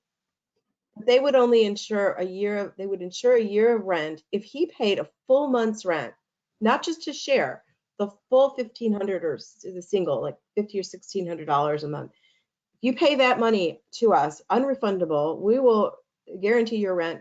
And I just think this business model is not working for Section 8. It may work for other people, but I think it even violates program rules potentially.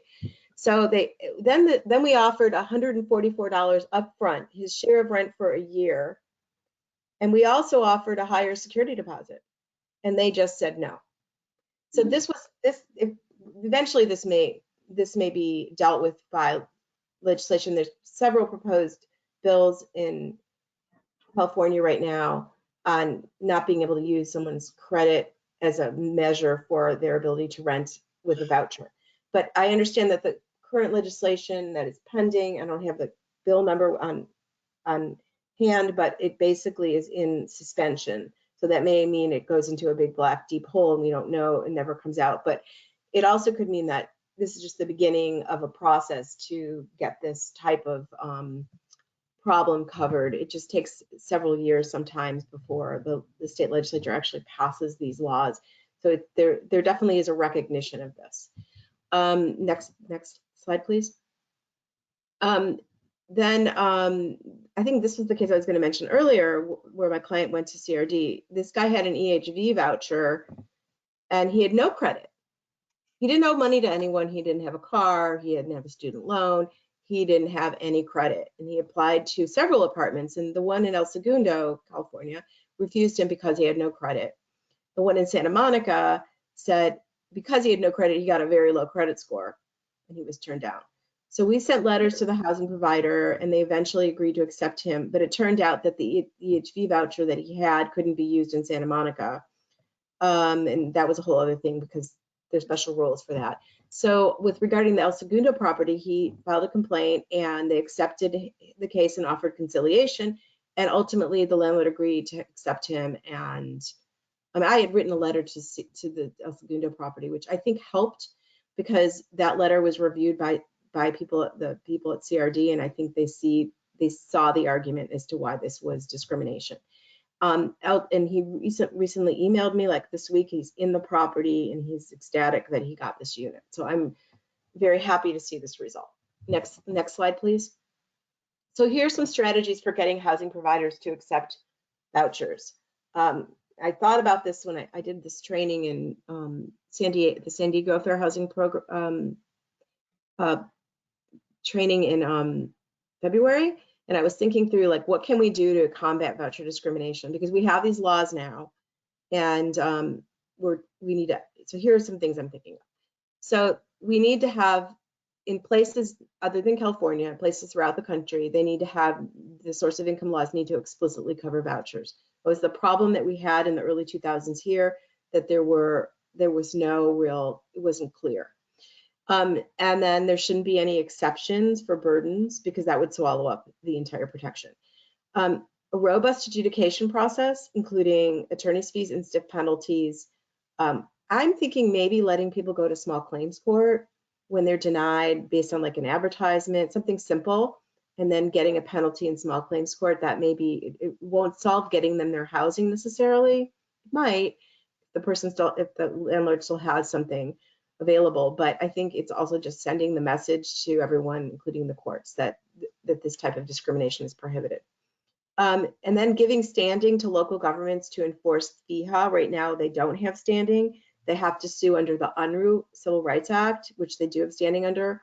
So, or other local laws. So that could be an obstacle, and dealing with that would be interesting, unless you can get your local government to pass a law and then have them enforce it. Because having local enforcement is really, really helpful from my experience. And funding strong fair housing enforcement by both the government, state and local, and nonprofit agencies. And use a collaborative approach like we use in Santa Monica. Actually, Gary Rhodes, who's the city attorney I've been working with the most, he published an article, which I think I've provided through the ABA, where he talks about all the success stories between working in this collaborative approach with legal services. And the housing authority is also really instrumental because we need to make sure everybody understands what the protections are. And when there's someone is turned down, they can go directly, they know to refer to LAFLA or they know to refer to the city attorney's office, and we can quickly get this resolved, because the goal here is not to sue landlords, but to get the housing leased up for the person as soon as possible before the unit is gone. So coordinating referrals, as I said, engaging the private bar by potentially doing trainings through, let's say, the state bar, toolkits, educating housing providers about their obligations through trainings, through public messages. I think we need to next slide, please. We need to educate, train voucher holders, their advocates, and social service providers. And doing trainings for social service providers on a regular basis is critical because there's such a big turnover, at least in my experience. Testing is really important. Spreading the news when you're successful through press releases. Providing financial incentives might be something that we could do in California, like tax breaks, a security deposit assistance program like they're doing in Oregon and Virginia. Interestingly, there is a proposed law right now, which I think is about voucher utilization to help low performing housing authorities in California to increase their voucher utilization. I think the state may have some funding for that if this law passes, which would help with security deposits and housing navigation. So if anyone's interested, I can provide that reference to that law that is pending, which I think would be really great if it passes, because I think we need to have a carrot and stick approach. Improving, one of the ideas I had is improving technology. We do so many things automatically. you know, with the computer. And it's like, if you could just submit the RTA through just pressing a button on your computer, and would eliminate a lot of these delays that landlords, you know, can use as a pretext or a way to get around it. You could just sign up immediately, upload all the information, and it goes straight to the housing authority without having to submit paper documents.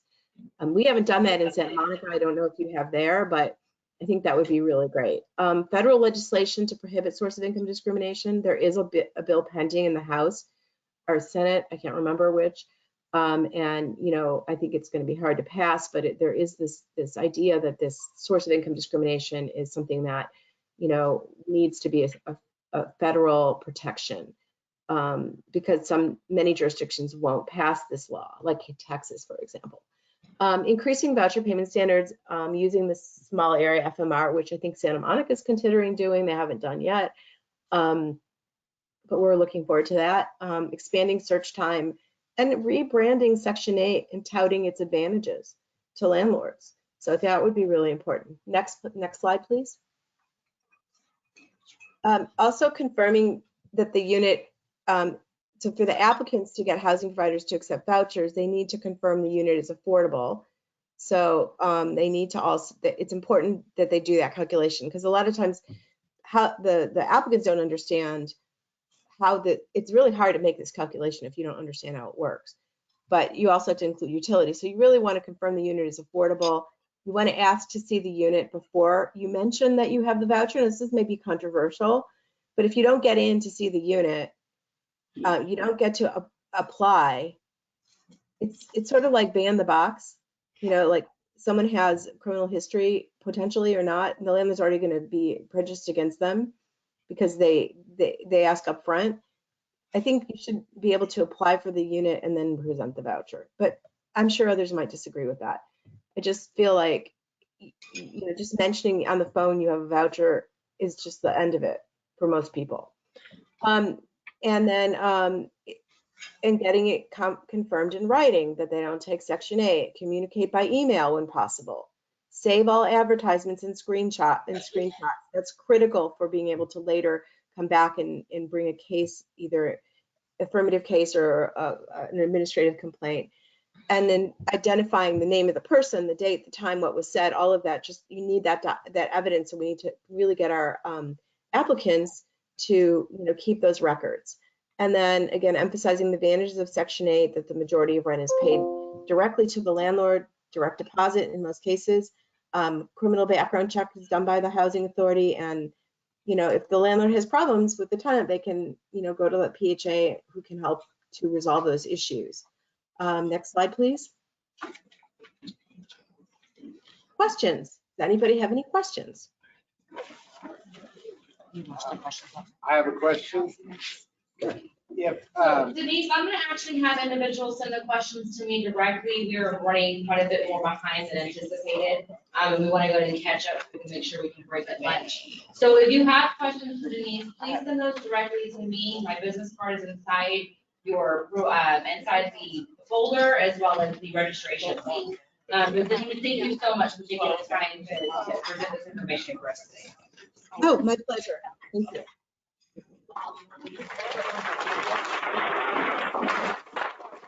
And then we do have one of our attorneys, Gina Kent, that wants to just make a couple quick points about the presentation we just had.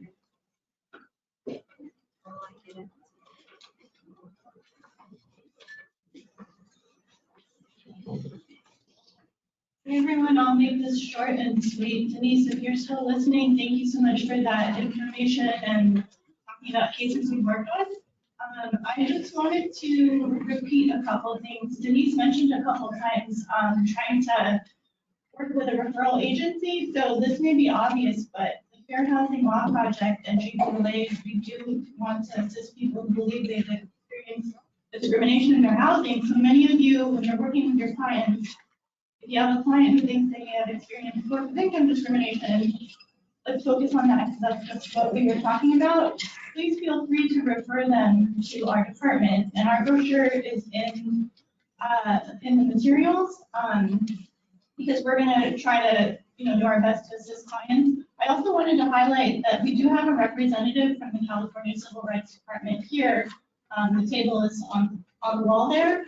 So Denise was talking about, individuals can file source of income discrimination complaints with CRD. They can do that directly, or, they can see if one of our staff can assist. But she's there with materials from CRD, including, I think, a fact sheet about source of income discrimination. Thanks. So I was gonna wait this announcement later, but I'm gonna go ahead and share with you now. So unfortunately, our afternoon speaker was not able to join us. So with that, since we have a little bit of a delay in our presentations because of tech and so forth, don't worry, we're still gonna be able to get to the others that are here. And we may or may not have a special presentation at the end, just where time goes. But we're gonna go ahead and move to our next presenter at this time before we break. If you guys don't mind, feel free. Oh, and I also wanna mention, all of these sessions are being recorded. We will have these on our YouTube channel next week. So if there's any information you're missing, we'll have these on, as well as there are going to be some handouts that you don't have available today. If you're interested in the slides, again, send an email directly to me and I can send you the copy of those slides. So we're going to move now on to a different type of discrimination, be focused on emotional support now. So our first presenter is going to be Dr. Terry Goldstein, who is the CEO and founder of Dr. Terry's Inclusion Solution, facilitator of the Kern Disability Collaborative. She has spent more years working in California public higher education with students with disabilities than she has working off campus. She brings with her many years' experience leading campus offices for students with disabilities, currently at the Cal State Channel Islands, and previously, most recently, at Bakersfield College as Director of Disabled Students Programs and Services. To increase inclusion and improve access for individuals with disabilities, Dr. Terry left collegiate life and founded Dr. Terry's Inclusion Solution and created the Inclusive Access System. The system contains easily and immediately implementable tips and tools, as well as information through the lens of individuals with a range of visible and invisible disabilities. Thank you, Dr. Goldstein, for joining us.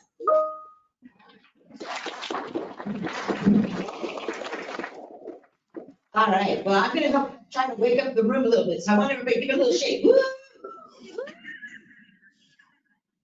You should be working now. Okay, wonderful. But I'm gonna tell you something else that Cassie doesn't know, is that I'm mixing it up a little bit, because I noticed that the person who's speaking right after me is covering a lot of the same information. So rather than being duplicative, there was a few things I just wanted to make sure that I mentioned. Oh, and I put a business card, my brand new business cards for my brand new business here on the front counter.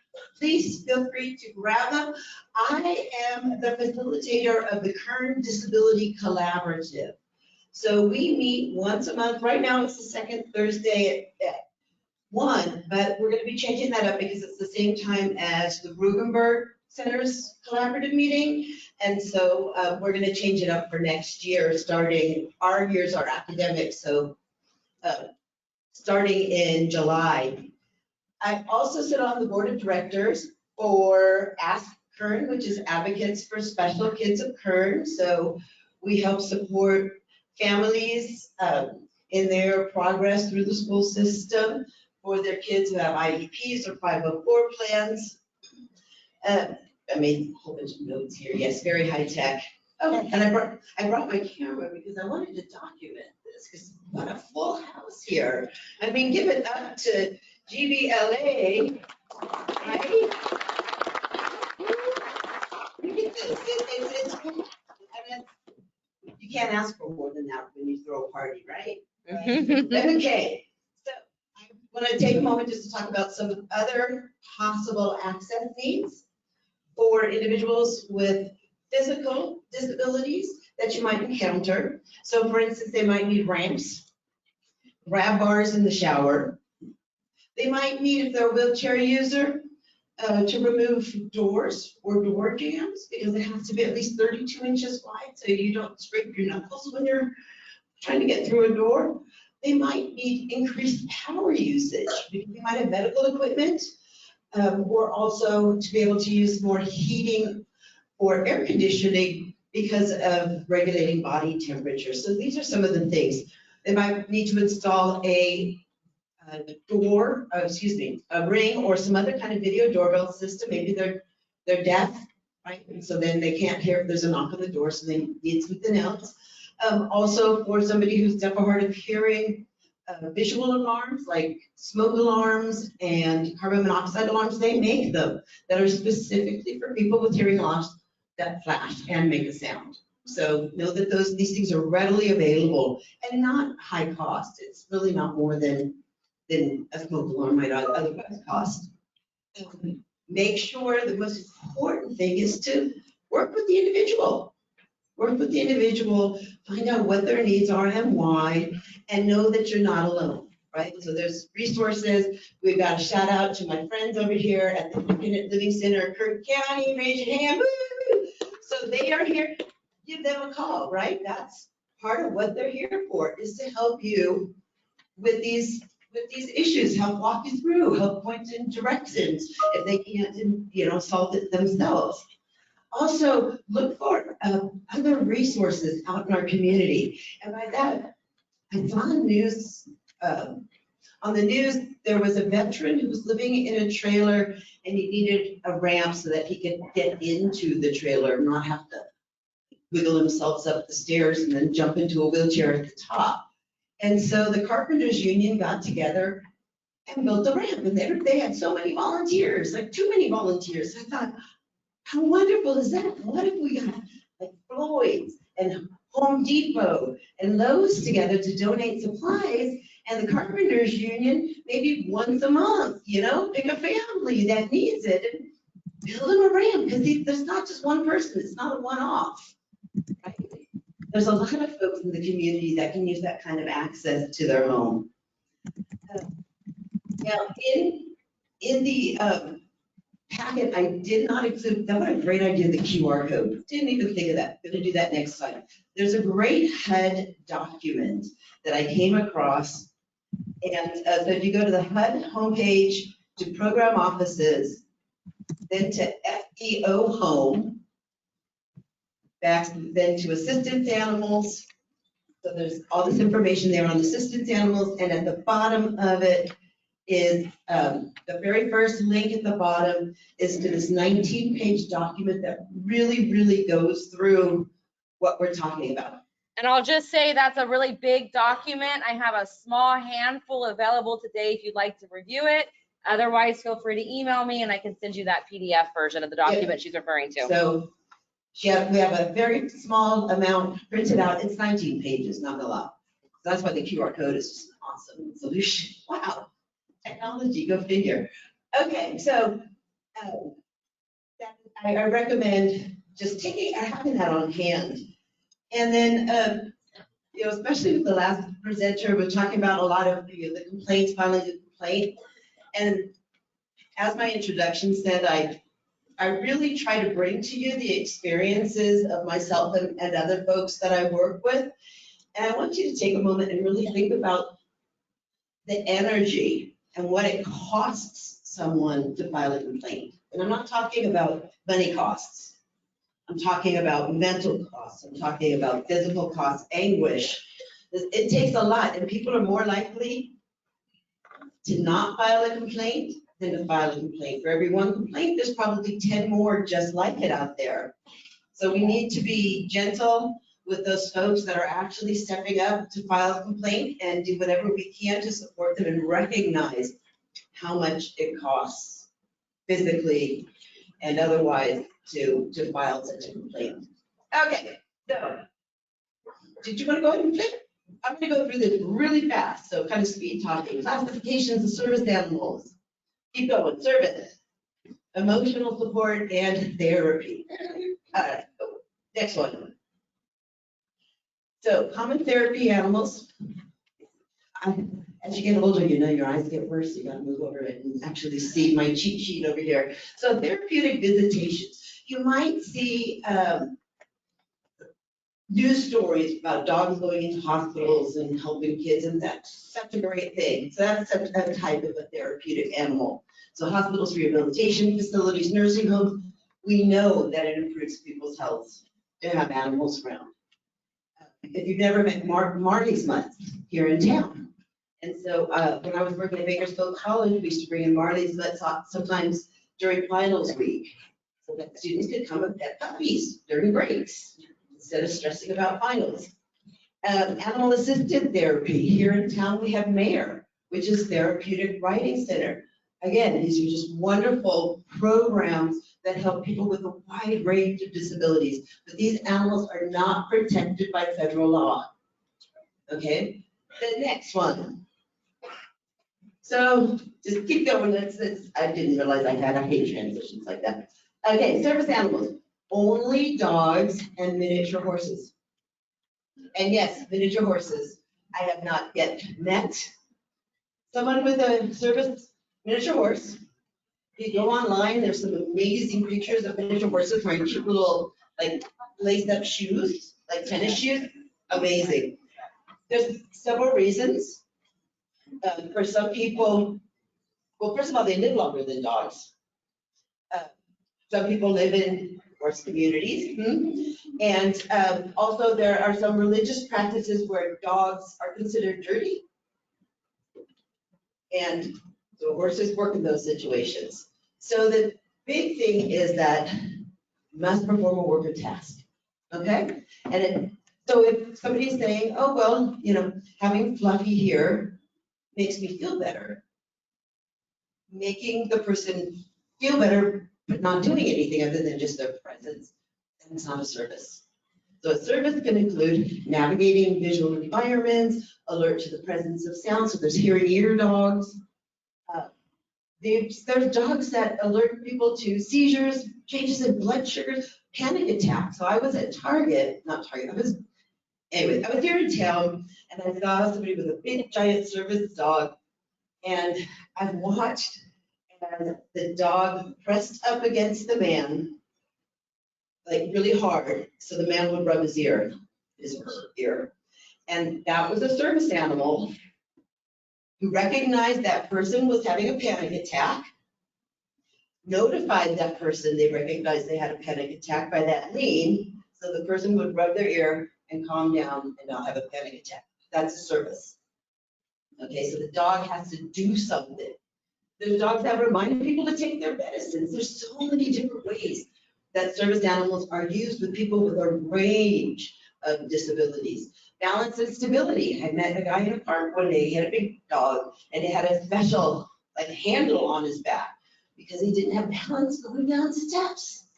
And so the dog would go down and he would put his hand on the back of the dog and help him go down steps. I mean, there's just so many different ways. And interrupting or preventing destructive, impulsive or destructive behaviors. So, I mean, again, just a wide range. People, I find a lot of the folks that have service dogs may not have a good, quick statement about what the service is. The only one time that I asked the question that we're going to talk about in just a moment, the person freaked out. And there's only two questions you can ask, and no, I lost my train. Oh, sorry. That's okay. I lost my train of thought. So there's only two questions you can. Oh, they don't have a brief. All the person needs to tell you is they alert. They alert me. They guide me. It does not need to be the person. Oh, that's where I was. The person when I asked just lost her mind. Screaming, crying, yelling. Ran back to my office, the disability office, to complain until I walked in and went, that was me who asked her that question. And she needed just a quick, I'll say the same as dog alerts me, dog calms me, whatever. All right, so service dogs are allowed any place that person will go. Okay, we're just gonna leave it at that. Next person's gonna talk about this more. Next slide, please. So emotional support animals. And I know, again, that our next speaker is going to talk a lot about this, so I'm not going to get into this a lot. But emotional support animals, there's a connection between the presence of the animal and reduce symptoms, whatever that is, right? So it mitigates some of the impact of the disability by having that service, that emotional support animal. And it can be almost any animal. I've heard no reptiles because of contracting or disease interplay between humans and the reptiles, but turtles are okay. That was on the document. Again, PSA, emotional support animals are passive, so they don't physically do anything, but their presence does. You know, I had a student who had a little Pomeranian, and as long as she had that Pomeranian in her purse, she could be in a classroom. She couldn't be in a classroom without it. Okay, and permitted in housing, including hotels and student housing. Bakersfield College is getting student housing. Woohoo! And you cannot charge that fee, and you cannot deny an emotional support animal, even if you have a no animal policy. And in California, service dogs in training have the same rights as a service dog. Just putting that up there too. Next slide, please. Okay, so there's a three-pronged approach. Let's just go to the next slide. So the first one is, does this person have a legally protected disability? This is the same thing we go through when you come to a disability services office or any place else. The first step is, do you have a disability? Now, this is where we don't want you to get really invasive. You don't need in-depth information. You don't. It's not your business. So you need to walk that line, and I know that our next speaker is going to talk about this. But you need to walk that line between getting enough to make the determination that this is in fact a person with a disability, but you don't need all of their medical documentation. You don't need that. If somebody has, if they've proven to a government entity that they are a person with a disability, right? So if they've proven to Social Security and they get SSI or SSDI, they should be able to show you an award letter. And that it should be sufficient for this first prong. We're just talking about for the first prong. So is this person legally protected? If they're from the VA, if they have a service-connected rating, or it doesn't have to be service-connected, anything that says that they're getting benefit due to disability. At the college, if you've got the accessible parking placard, right? We don't want the placard that you could be using grandma's.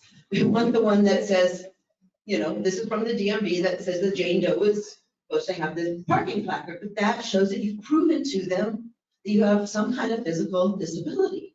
So you get that, so you don't need this, that's for the first prong. Then the next one, so then the next question is this a service dog or is this an emotional support animal? Okay, so the only two questions that you can ask, is it? This is it. Is the dog required for a work or task because of a disability? That's it. And what work or task are they trained to perform? You can't ask them to show you. That's it. Those two questions. And if they say yes and yes, that's it. So the service dogs, and this is where it gets really confusing to a lot of people. You can buy those vests that say service dog online for a few bucks, and a lot of people do, because it allows them to take Fluffy with them everywhere, right? So there is no special certification. There is no doctor prescription or training for a service dog. You can train your own service dog. Some people do. I have a friend who has a German Shepherd. The German Shepherd just started figuring out when she was going to have a panic attack, would nudge her, she'd lay down, the dog would lay on top of her. Right? So no special training needed. And then again, if the dog does not perform a task, then it's an ESA. The dog does not need to be on leash because, for instance, I've got a friend whose son's quadriplegic. He can't hold leash, but the dog needs to be in the handler's control. Next slide. So second prong is this a service dog? If it's a service dog and the person's got a disability, that's it. It stops right there. Right? You go, yes. But if it's an ESA, then you need to take this next step, which is, do you have documentation from a source that knows the person or has actually met with the person that shows the connection between the need for that animal and the disability. Right, so going back to our VA, maybe the person's working with the vet center here in town. So on the vet center stationery could send a letter saying, you know, this is needed because of da-da-da-da. So we need to be prudent in making sure we're getting sufficient documentation, but we also don't want to create more barriers by demanding excessive documentation. And I know that our next speaker is going to talk a lot about this. I'm not going to go into it except to say you must engage in a good faith dialogue. That's the biggest thing. If you haven't talked to the person or the renter or the owner rather, leaser has not talked to the person and really worked out some of this stuff, try to resolve it between themselves, and you're gone. That's if the person files a complaint, you've got nothing to stand up. It's called the interactive process. It's a legal requirement in my field of disability services. It's a legal requirement in a lot of organizations. So do not forget to include the person with the disability. I can tell you so many stories of people freaking out about things and thinking things were going to cost so much and be so difficult. And then when they actually finally talk to that person, it was something really easy and nominal. They were making a big deal out of nothing. So always start with that person and their needs. Okay, and never ever keep going. Pet a service dog, right? Because if they're, no matter what, whether they're guiding somebody blind or anything, they're working. So you do not want to distract them from their work. Always ask. Because it's not a no, but never touch without asking. Never ever feed. Oh my God, I had students on campus that were slipping the service dog, the guide dog, food during class. He's blind, he didn't know it. Right? They're on a campus-wide thing saying don't do that. Because dogs are on a feeding and toileting schedule, right? Because if you've got 10 minutes between class, that dog do what you gotta do in that 10 minutes, right? And have the dog whisper. No look, no touch, no eye contact, right? Okay, and just real quick, I have left education and I am setting up my own consulting business called Dr. Cherry's Inclusion Solutions. What I'm really trying to do is first of all, get disability into the DEI, diversity, equity, and inclusion conversation because it's often left out, even if it's DEIA for accessibility, people are often still not thinking accessibility for people with disabilities. So what I'm doing is quick information, like for instance, how can you tell if that document that you're attaching to an email and you're going to mail it out to all of your consumers, clients, whatever, how do you know if it's accessible or not? Can you copy it and paste it? If you can't copy it, a screen reader won't be able to read it, or somebody who can't use their hands will not be able to manipulate it. So that's a real easy, so that's the kind of thing that I'm trying to bring. I'm trying to bring out also that it's not all just physical accessibility and digital accessibility, and those are very important, but it's also programmatic access. Are you setting up requirements that are creating barriers that are not needed? And the last one is the most important of all, attitudinal access, because it's our biases and conscious and unconscious that are keep perpetuating this. So anyways, that is what I'm doing. If you have any more interest in talking to me about that or about the collaborative, happy to have everyone join our list. Please pick up a card, and I look forward to talking to you all soon. So thank you very much.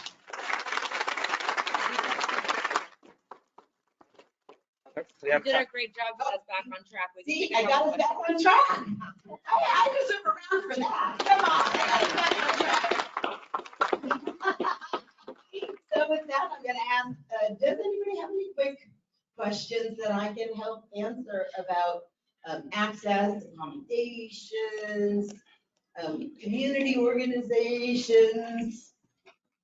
I have a question about the housing at BC, but I'll ask you your. A question about housing in BC. Yeah, almost all the community colleges in the state are gonna get housing.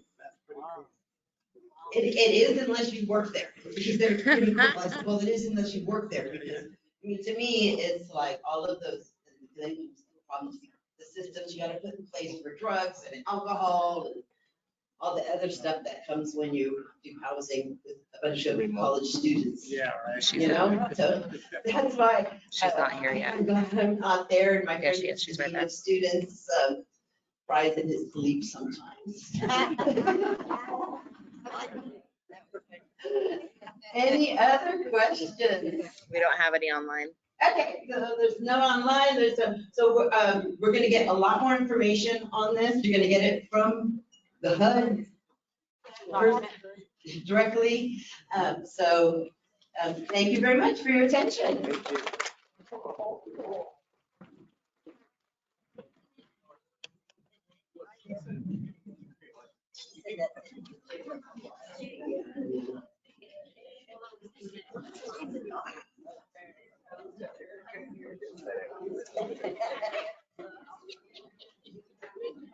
Okay, so you will notice that we also skipped a break in between. That's because of our tech problems. We had that, but we are kind of running back on track. I will also call out that because of the little bit of delay, I pushed the lunch hour a little bit more too. Again, we had that flexibility this afternoon, so I made a decision in the moment. But thank you, Dr. Terry. I appreciate that. She is a great person to work with in the Current Disability Collaborative. And over the last couple of years that I've worked and participated in that collaborative, I've learned a lot of different things about people with the same disabilities and their needs and accommodations that assisted me in my role here at GBLA. So up next, we have a speaker, Sally Pye with the United States Department of Housing and Urban Development, who's also going to join us virtually today. Sally Pye has worked as an investigator for HUD's Fair Housing and Employment Office Region 9 since 2011 and has been the Enforcement Branch Chief for Southern California since 2020. She supervises a team of investigators and graduated from the University of California, Irvine and Loyola Law School, Los Angeles, and was admitted to the California State Bar in 2006. Before joining HUD, she'd worked as an attorney on issues of employment and immigration law. Please welcome Sally Pye virtually.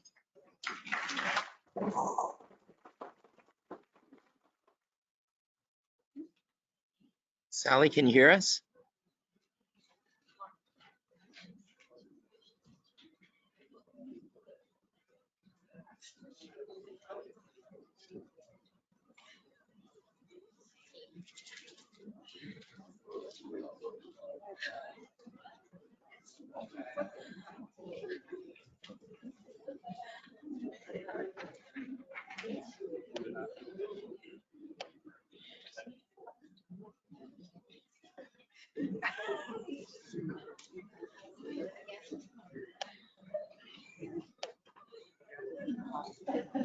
Hello, can you guys hear me?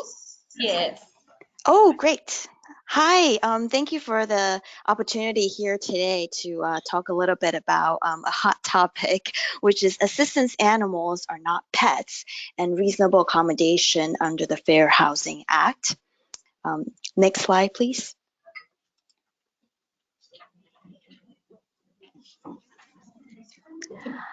So I work for the Office of Fair Housing and Equal Opportunity. We are the branch in HUD that enforces the Fair Housing Act and the Title II of the ADA, and also other local, state and local housing program related to disability civil rights law that receives funding, such as Section 504. Here at the Office of Fair Housing and Equal Opportunity, we have 3 branches, and one of our branches, the intake branch, which receives complaints from the public, and that's probably where a lot of you guys have contact with us through the intake branch. And I work for the enforcement branch, which once the complaint is filed, it's passed to us for investigation and conciliation. And in that role, we are the neutral fact finder until there's sufficient evidence to determine the merits of the case. And our third branch is the program compliance branch, and they conduct compliance reviews of recipients of federal funding. And we also provide education and technical assistance about the law we enforce, and such as today's program. Next slide, please.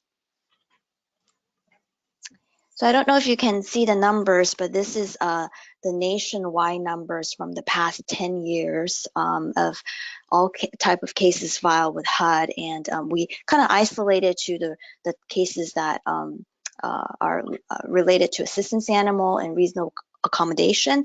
And as you can see that there's a trend going upwards in the last 10 years. And in the last 5 years, they kind of stabilized, and it's hovering around 40% of all complaints filed with us are related to reasonable accommodation, and approximately 15% of those cases are related to assistance animal or service animal. Next slide, please.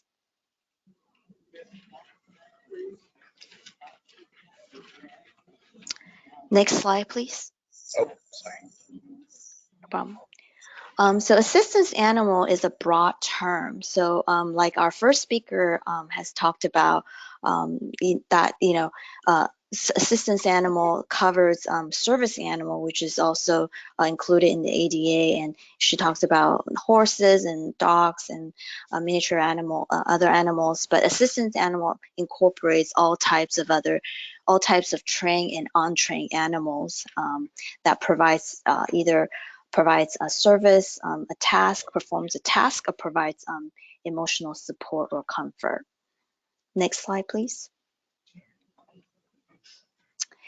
So because HUD interprets the Fair Housing Act to require access to service animals, we recommend that whenever a housing provider encounters this type of question, they should always start their analysis with the service animal definition in mind. So the service animal is defined by the Department of Justice as any dog that is individually trained to do work or perform tasks for the benefit of an individual with a disability, including a physical, sensory, psychiatric, intellectual, or other mental disability. Other species of animals, whether wild or domestic, trained or untrained, are not considered service animals for the purpose of ADA's definition. The work or task performed by a service animal must be directly related to the person's disability. Next slide, please. So service animal, like our last speaker says, they perform work or task, and they are specifically trained to provide the task to assist the person who has a disability. And we recommend that if you establish that, make no further inquiries, and allow the animal to be in the common areas or in housing.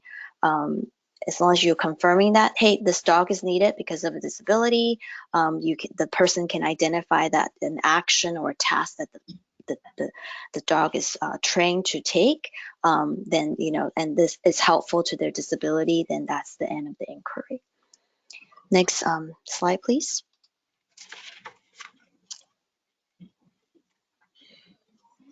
So assistance animal, on the other hand, is a broader category. So assistance animals do not have to be trained, particularly just like our last speaker say, they can be take an inactive role. For the benefit of a person, they don't have to. Assistance animal does not particularly have to be a dog. They do not have to be trained to perform a task. They may just provide, comfort, emotional support, provide the person with necessary social connections to help them reduce stress. They provide a therapeutic benefit. Sometimes the benefit comes from taking care of the animal itself. It can be, helping the person to have a routine, to be calming, and from them, and helping them to alleviate symptoms of their disability. So similar to service animals, exceptions must be made for assistance animal, including waivers of no pet policies, fees, breed restrictions, restrictions on numbers of animals, zoning laws, or HOA rules. Next slide, please. So I want to emphasize that service and assistance animals are not pets. And I encourage you to think about them as a medical tool or a medical assistive device, like a walker, like a wheelchair, like a cane. And, you know, they're not subject to no pet rules. And they're not subject to breed restrictions or types.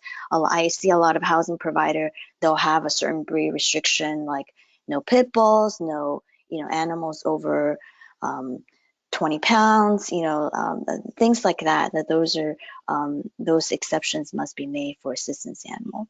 Or, you know, charge a rent pet or rent deposit, you know, those are not allowed for assistance animal. You can charge for actual damage caused by the assistance animal, but not, you know, like charge a deposit based on stereotype that, well, you know, if you're going to have a dog in unit, you know, the dog is going to destroy the unit, that type of thing. Housing providers may require individual to restrain their animals in the common area unless it impedes the animal's ability to perform tasks. So for example, I had a case involving a person that need the animal to get help when they are incapacitated. And so, you know, like rule tethering them to a particular area in the common area would not work for that particular situation. A housing provider can require the tenant to be a good owner of their animal, and that means, you know, picking up after their animal, ensuring that their animal is not harassing other tenants or growling, being aggressive, exhibiting aggressive behavior, things like that. Okay, next slide, please. Unique animals. So assistance animal really can be any type of animal. So, you know, housing providers cannot refuse to permit an assistance animal based on the type of animal it is. And so mostly, you know, they must allow commonly kept household animals such as cats, dogs, gerbils, hamster, fish, reptile, birds. And the requester who seeks to have a unique animal, if somebody is asking for an animal that is not a common household animal, they have a burden to show you that, you know, this is a disability related, there's a therapeutic need for this particular specific animal. And the housing provider is not required to permit an animal whose presence on the property will violate the law.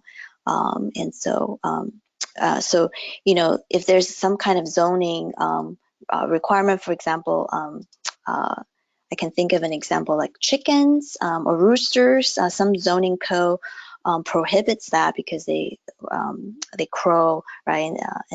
And that you can ask the requester to first obtain a variance from the city, and then they can make a reasonable accommodation, a request with the city to get a variance on that. And next slide, please. Multiple animals. So the fair housing laws do not limit the number of assistance animal a person can have. And there may be situations where a person or a household requires more than one assistance animal. For example, you know, if you have a tenant that started with an assistance animal that, you know, which is an animal that is trained, that's untrained, but now they require a trained service animal, so then that person have two animals, each have a very unique job. Or if you have two people in the same household that each need their own assistance animal, I see that with children sometimes, that one needs assistance animal, another one also needs an assistance animal. They should not be expected to share their assistance animal. And also sometimes a person can have two assistance animals that have different therapeutic functions. I've seen cases where one person have one that calms them down, and one person have one where the animal help them have a routine and get up and perform their daily functions. A housing provider can require third-party verification. So that's something we're going to talk about a little bit later in the presentation. Next slide, please. So there are multiple laws that apply to assistance animals. So the Fair Housing Act applies to virtually all housing providers and housing related service providers. So apartments, condos, co-ops, single family homes, nursing homes, assisted living, group homes, mobile homes, college dormitories, some shelters, supportive housing, and local zoning authorities. And so, if you're a private landlord, the Fair Housing Act applies to you as well. And Section 504 of the Rehabilitation Act applies to all programs or activities that receive federal financial assistance. So, project-based housing choice vouchers. And then ADA, Americans with Disabilities Act, Title II applies to public entities that includes housing authorities, public housing, state universities, and some shelters. And Title III applies to public accommodations, so places in the housing that are open to the public. So rental office would be under that umbrella. And the Department of Justice is responsible for enforcing Title III. And here at HUD, we enforce Title II in relation to housing. And so this is the latest guidance that we issue in 2020 regarding assistance animal. And this guidance is available on our website. It was issued in January of 2020. And there's two sections in this guidance that really provides housing providers step-by-step guidance and information on what can they ask from a tenant that's requesting a reasonable accommodation, and how to kind of assess those documentations, and what can you ask from the healthcare providers. And the notice applies to all private housing providers who are covered under the Fair Housing Act, as well as public housing providers, local, state, and zoning authorities, as well as PHA's public housing authorities. Next slide, please. So what information can a housing provider ask? So the housing provider may, but is not obligated to, request information that reasonably support that the person seeking an accommodation has a disability and a disability-related need for an assistance animal. The housing provider, however, may not request for information if the disability or disability-related need for the animal is visually obvious. And that's the language that's used in the DOJ joint statement and also in our guidance. So if you can see someone who's, have a very obvious disability or impairment, and it's really obvious what the animal is doing, maybe a seeing eye dog is the most common example, then you cannot ask as a housing provider that they provide proof to you from a health provider that they have a disability related need, because really you can already tell just by looking at the person and looking at their interaction with the animal that it's visually obvious that they need this animal. Next slide, please.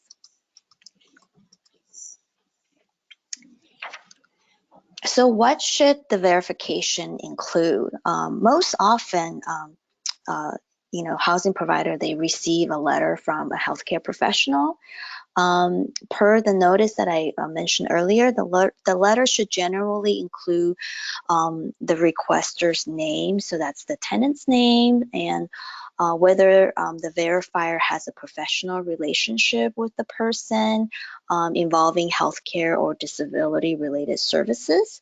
And it should also include whether the person has a mental or physical impairment that substantially limits at least one major life activity or function. So that's really goes to the core of, how is this person disabled?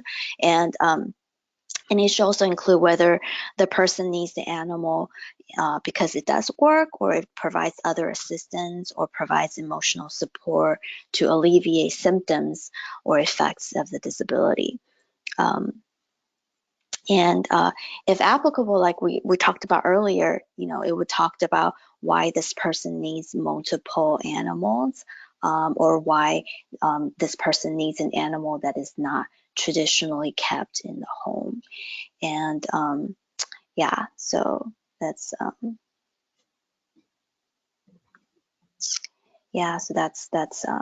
what should typically be included. Okay, limits on requests for information. So the housing provider may not require the use of any specific form. So really the DOJ's joint statement and the guidance is that, the person can make a request orally, and it's and usually for some kind of documentation purposes, you could say, okay, just so I get your request correctly, can you please put it in writing, or here's a form. But you cannot say, if you don't submit this request back to me in this particular form, I don't consider you have made that request. That's not allowed. And you cannot require them to make a notarized statement. You cannot require that they make the statement under penalty of perjury, or you cannot ask for like detailed diagnosis or information about their particular disability, or request for medical records, or require that you speak to their healthcare provider, or request that they go to one of your medical providers and get an independent evaluation. Okay, so those are some of the things that we've seen that housing providers done that it's not allowed by the law. So who may verify, right? So the law specifically talks about that, that the person who can provide the verification, it should be a reliable third party with personal knowledge of the requesting individual's disability or disability-related need for the animal. So that really encompasses not just medical providers, therapists, but also social workers, a facilitator of a peer support group, a non-medical service provider. So it could be like a health advocate type of person, or anyone who is in a position to know about the person's disability or disability-related need for an animal. Next slide, please.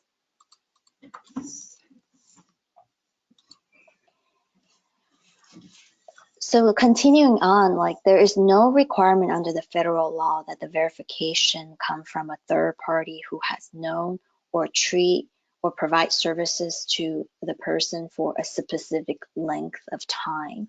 So I know that there's a new law in California, AB 468, that says, a verification letter must come from someone who has treated the person for at least 30 days. And the federal law, we don't have that requirement. And the reason is because it is possible for a provider to have personal knowledge of the individual's disability or disability-related need in a short period of time. For example, we have seen that providers may have sufficient personal knowledge only after knowing the patient for a short period of time, because they review the person's past medical history. For example, the provider retire and the business or the medical practice was passed down to another person who had access to this tenant's medical history and is able to review and in a short period of time, concur based on past treatment notes and, talking to the former provider or therapist that this person needs this animal and for this particular reason. And so, the California law really does not apply to our federal requirements, and or provide some kind of defense for the housing provider to reject a letter because they have not had at least 30 days of relationship with their current therapist. Okay, next slide, please. Documentation from the internet. So we are aware that there are websites that says, you know, if you pay like a certain amount, you can get a letter or a certification. And so we are aware of websites like that, and we don't, you know, consider, we review them in a case by case. Whenever we get a complaint, we review them in a case by case basis, and we suggest that housing providers do the same and not necessarily discount it and say, you know, I'm not going to accept it because this came from a website, but really look into the provider's letter to see if there is a reliable, if it contains reliable information and establish that the individual has a disability related need for the assistance animal. So as the previous speaker, you know, points out that there is no universal certificate or proof of registry or identification cards or vests that's, you know, issued that somehow certifies that this animal is an assistance animal or a service animal. And so really the analysis goes into the case by case analysis that we talked about earlier. Okay, next slide, please.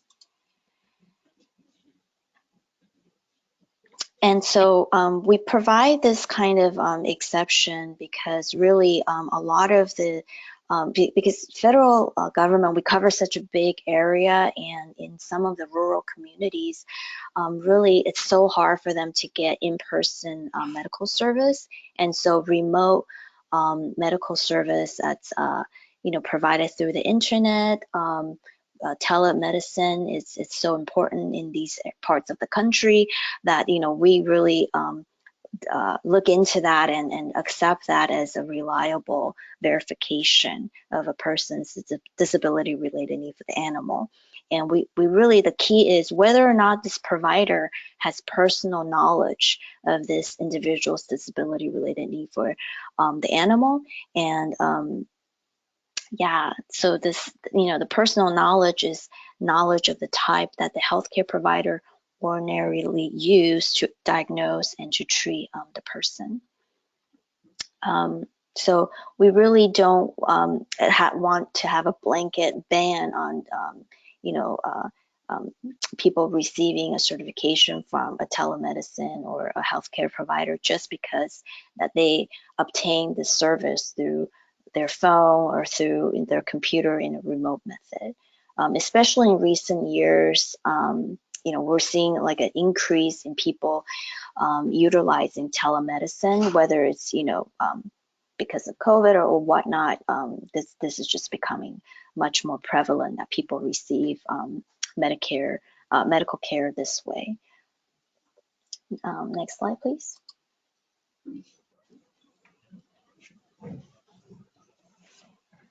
So another trend that we see is that, you know, some housing provider will automatically reject someone's certificate if they see that, oh, you know, you're connected to this provider through a particular website. And again, and, you know, they somehow associate the website with selling assistance animals letter. And you know, we are aware in some incidents there's unscrupulous providers that does that, but we don't reject it offhand. We really look into it like case by case, and we suggest that the housing provider does that too, to see if, you know, this provider has provided telephonic or video evaluations and gained personal knowledge of this individual's need for assistance animal. Okay, next slide, please. And so when can a request be made? So, you know, a request really can be made at any time, right? They can be made at the time of application when they're touring the property, or it can be made at a time where, the tenants having a dispute with the landlord. Sometimes they make a request during the eviction process, and to have additional time to move out because of disability. So yeah, a housing provider must consider the reasonable accommodation request, even if the resident made the request after they have already brought the animal into the house, or after having received like a violation notice, like, hey, we notice you have an unauthorized animal in your unit. And we really encourage housing providers to review those notices objectively. Does this, if the resident is entitled to the animal as a reasonable accommodation, then the notice must be rescinded. And so we see that quite a bit. And so a housing provider cannot take adverse action against a resident just because they made a request after they first bring the animal into the property. So, my last point is, even if you feel like this tenant is lying to you, or is being dishonest, you must still consider the request and not move forward with a termination if this tenant is in fact entitled to an assistance animal. That means, they have a disability and they have a disability related need for the animal, and that is backed up by a third party verification. Okay, and lastly, for HUD-funded housing, most HUD-assisted housing that is designated for occupancy for elderly or persons with a disability, they must permit tenants to keep common household pets. So domesticated animals such as dogs, cats, birds, rodents, rabbits, fish, turtles, and it does not include other reptiles. So there are mandatory health and safety rules along with discretionary rules. And so subpart C does not apply to assistance animals. So restrictions on type, size, numbers cannot be applied. And the housing provider can still impose general rules regarding health and safety and nuisance. So it's okay to ask the tenant to keep the dog on leash unless it prohibits the animal from doing their job, and to be a good responsible owner, that is to pick up after their animal, and to make sure that there's reasonable noise control. Yeah. Okay, and the last slide, please. So last slide just provides some of our guidance. I still refer to them, when we review cases all the time. So these are the websites where you can get the guidance. There's a joint statement between HUD and Department of Justice on reasonable accommodation, reasonable modification, and the 2020 notice that I referenced in my presentation, and also questions about Section 504 if you are managing a property that receives HUD funding. Okay, so that's the end of my presentation. Thank you for your time.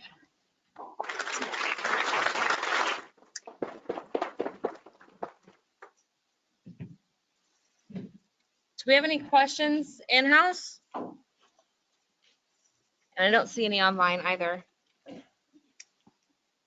right, thank you, Sally. Thank you. Thank you so much for having me. So again, all this information will be posted on our website next week.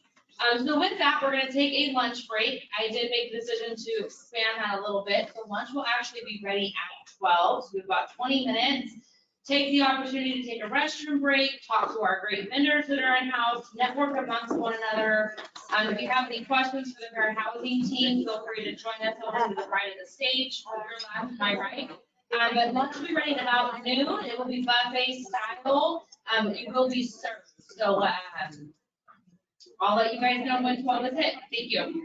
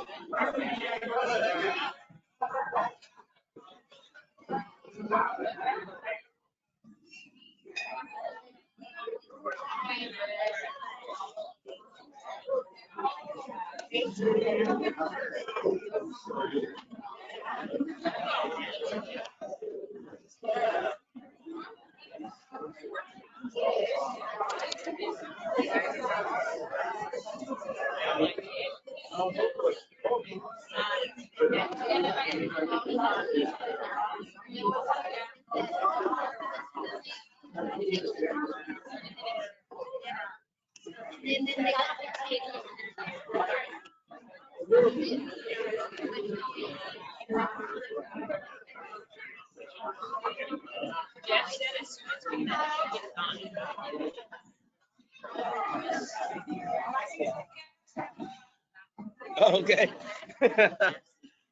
Sorry, I didn't think about that. I was like, hold on, I have a slide. I have a slide.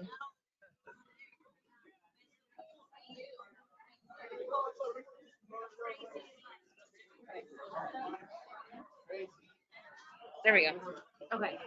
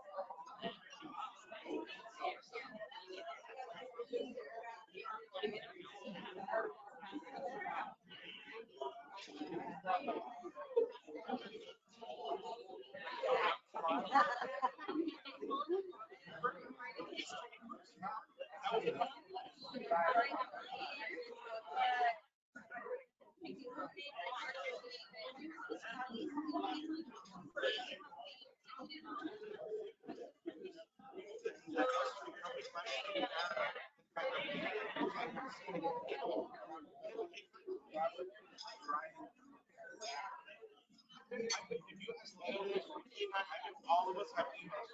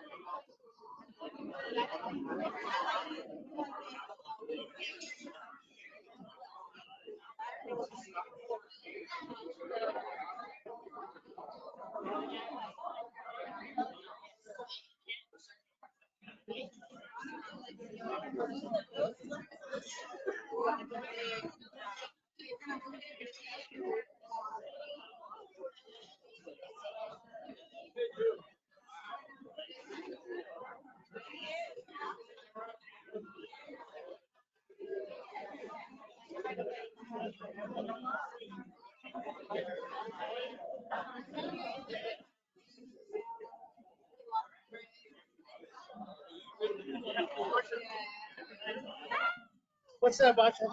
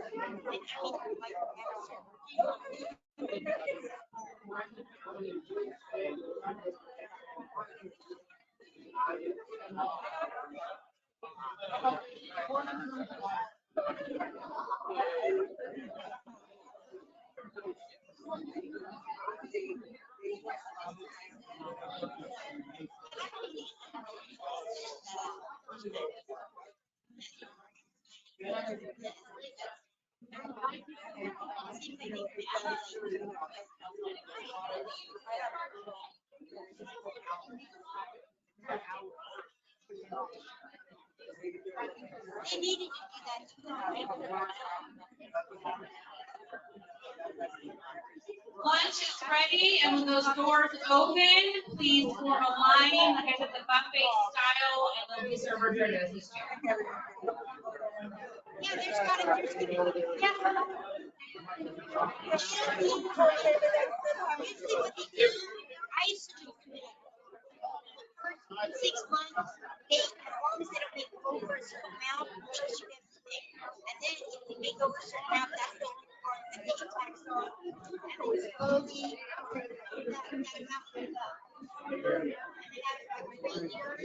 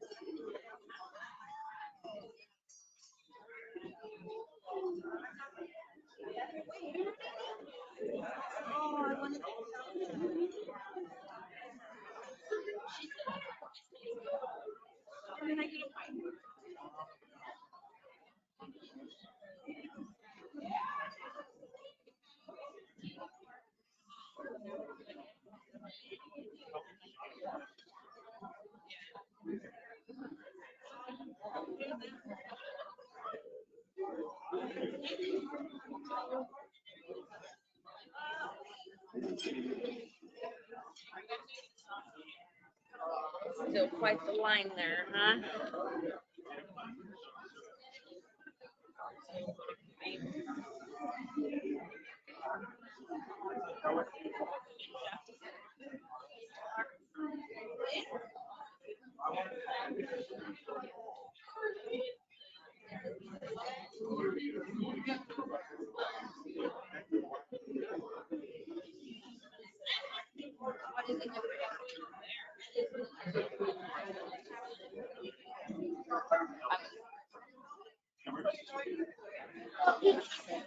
I will find out.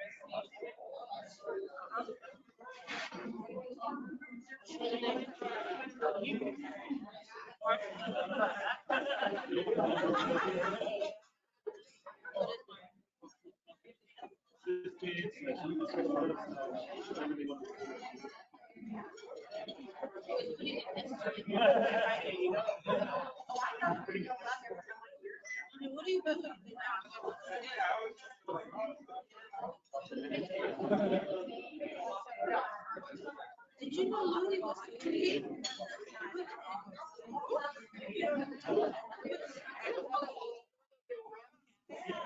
The brakes on my back.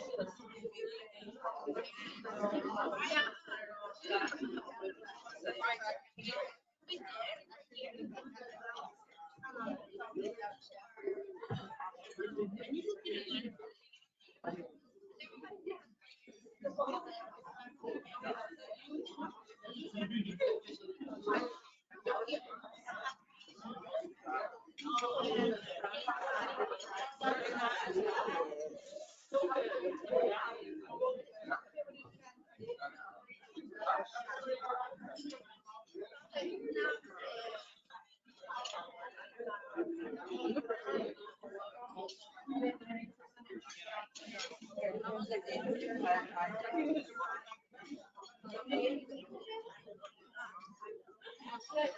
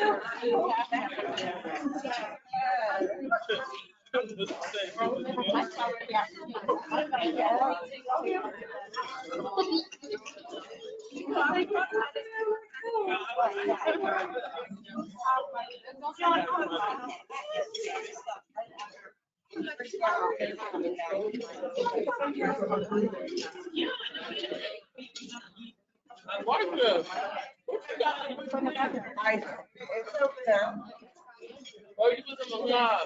Yeah, just a little bit. Oh, no, I put a little bit of the cobbler with whipped cream is good.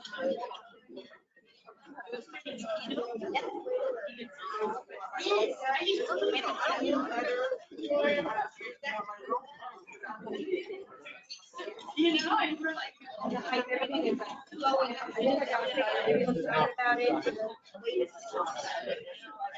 I'm gonna hide my stuff over here from them.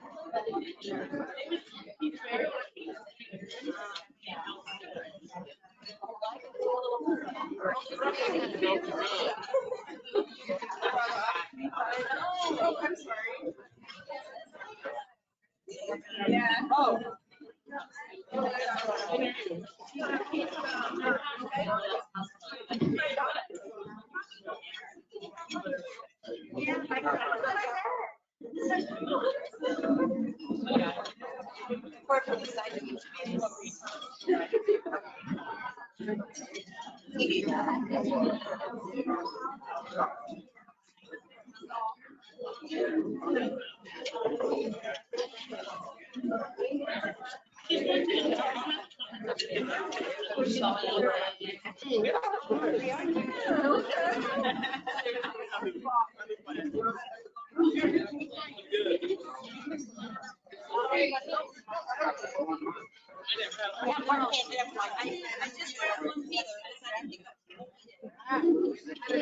Arlington, they make it.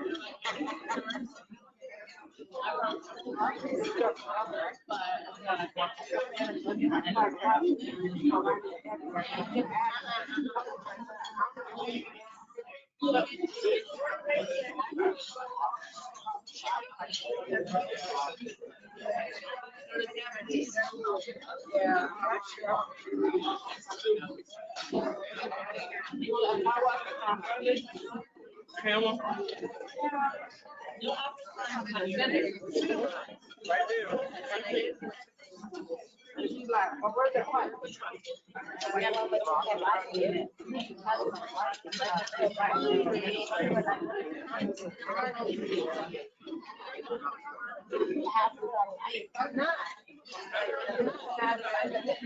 There's across the street, yeah.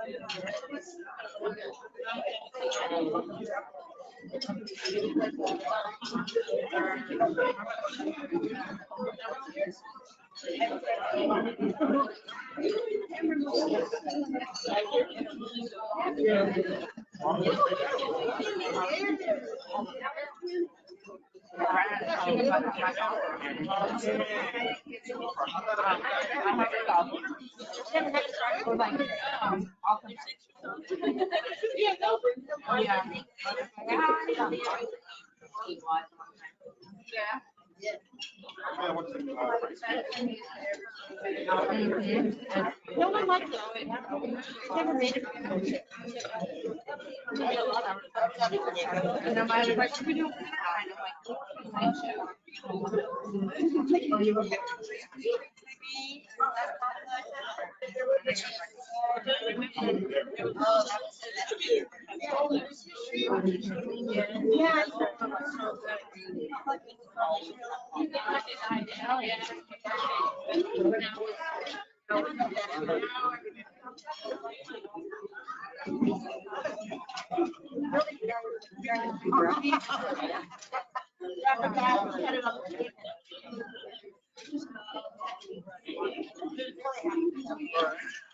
No steak night, I know.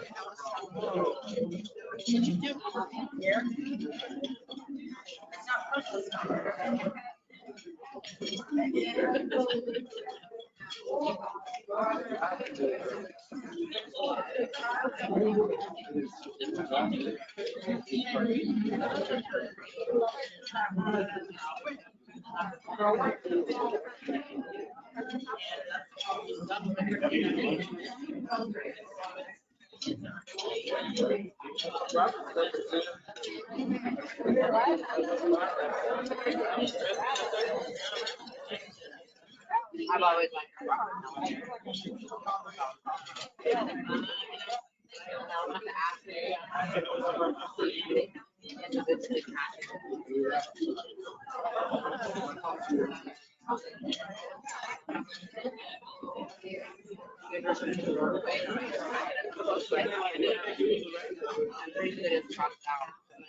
When I was in Orlando, I went to a lobster and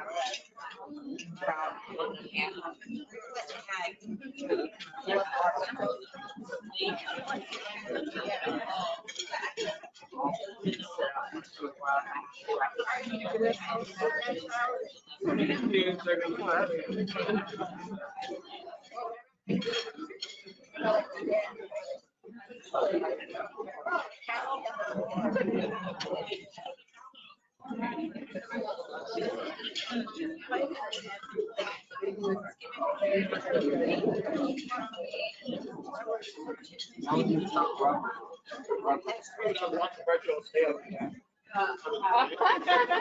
like, wait, we need to.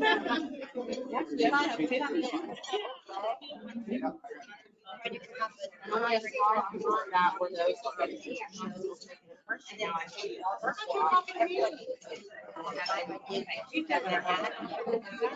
All the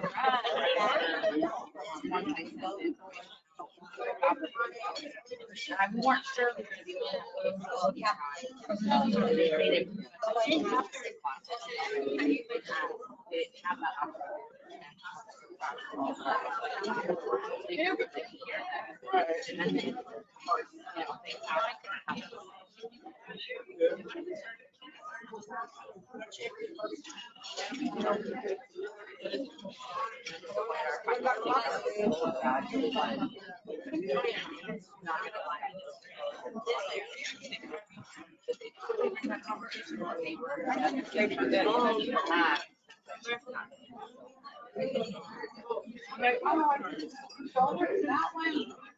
I like sparkling water.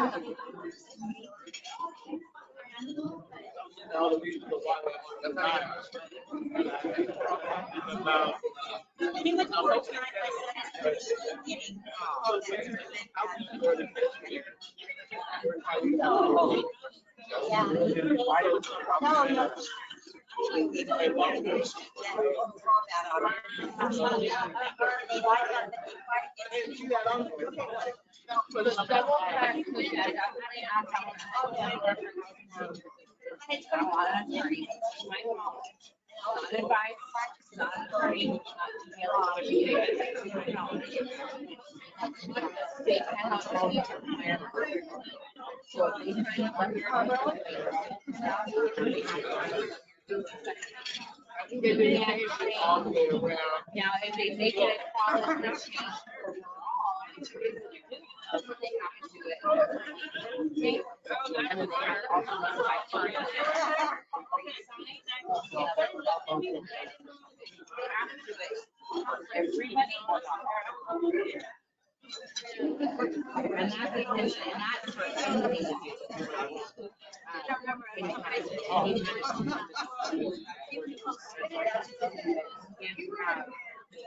different.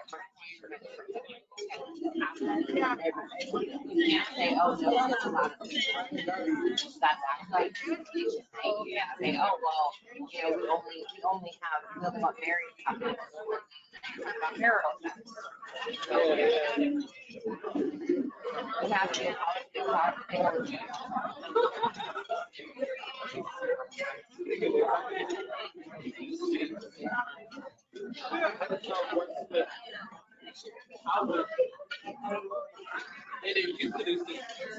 Maybe they just think that around. Yeah. Never heard of it.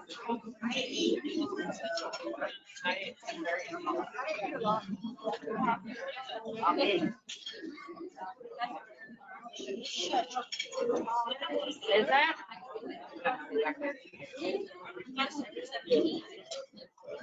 Okay, okay, okay.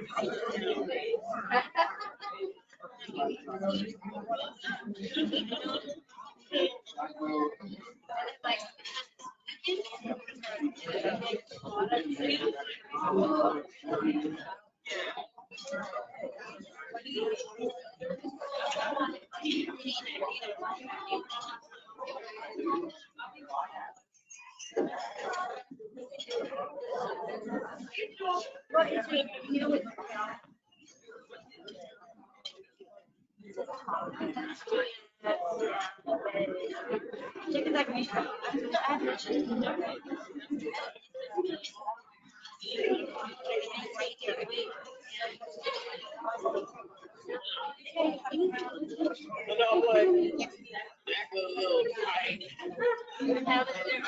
gonna make a quick announcement that we're gonna move on to our next speaker in about 10 to 15 minutes.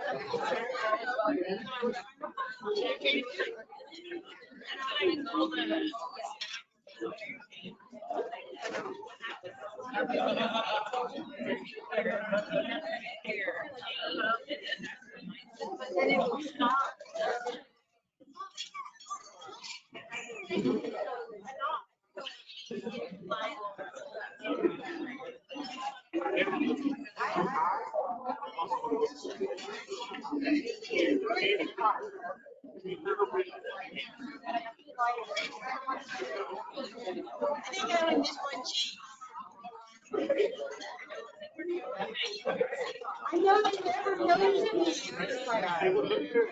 No more. You gotta keep my time. I just want to improve the drink draw. They see that, they think she's not. Yeah.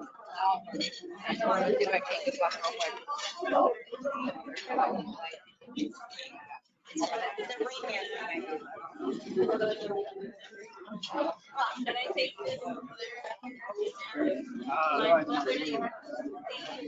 Do you know what Green Man is? Yeah. Yeah, that's. Mark, you had it out.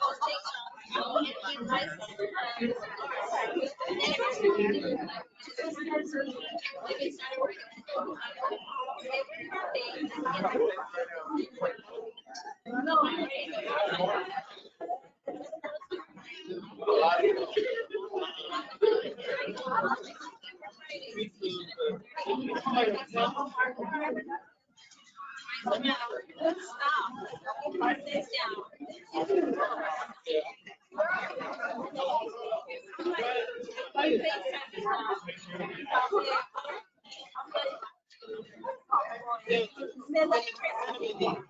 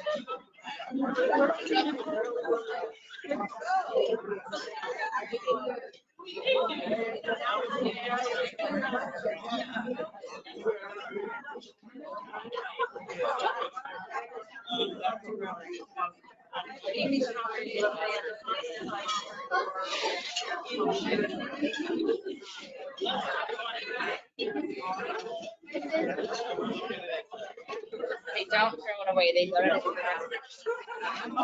I said, fine, pack it all in.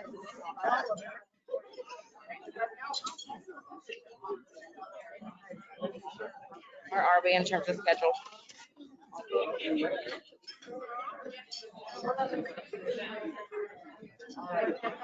Oh, perfect. We're right on time. I'll give you a couple more minutes to clean up.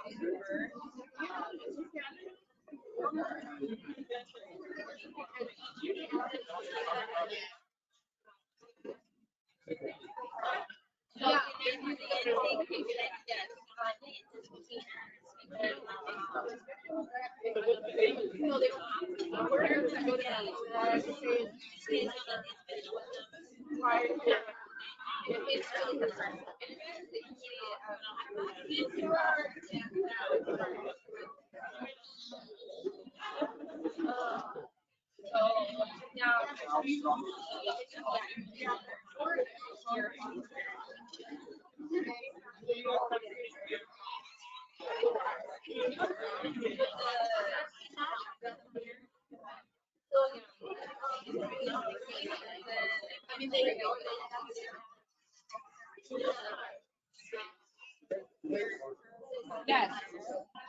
Not this check. Thank you. Okay, so does someone reach out?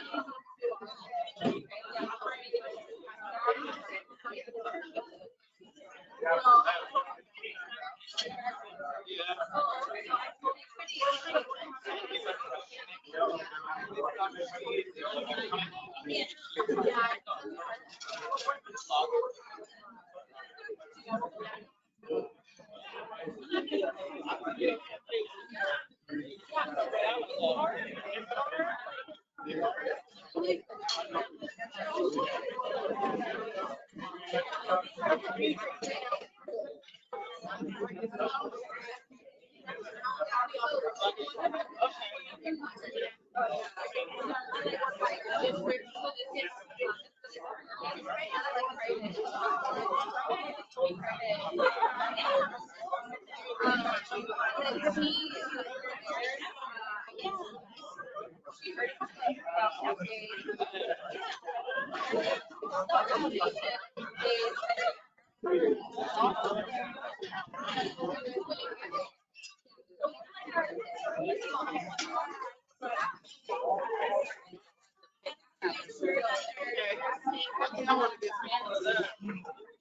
was like, before they take it away.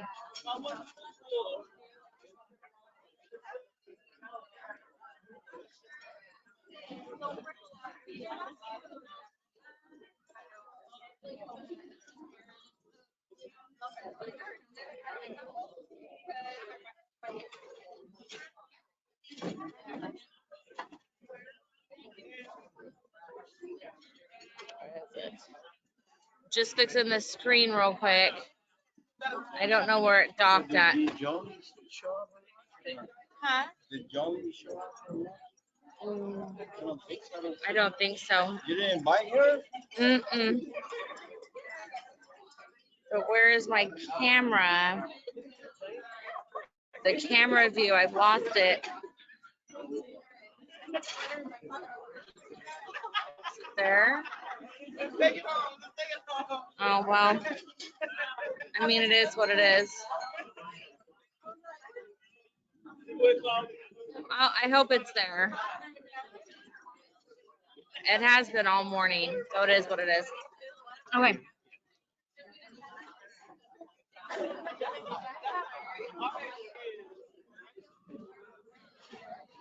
All right, welcome back.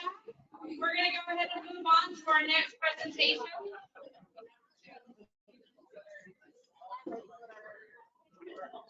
Hello, hi.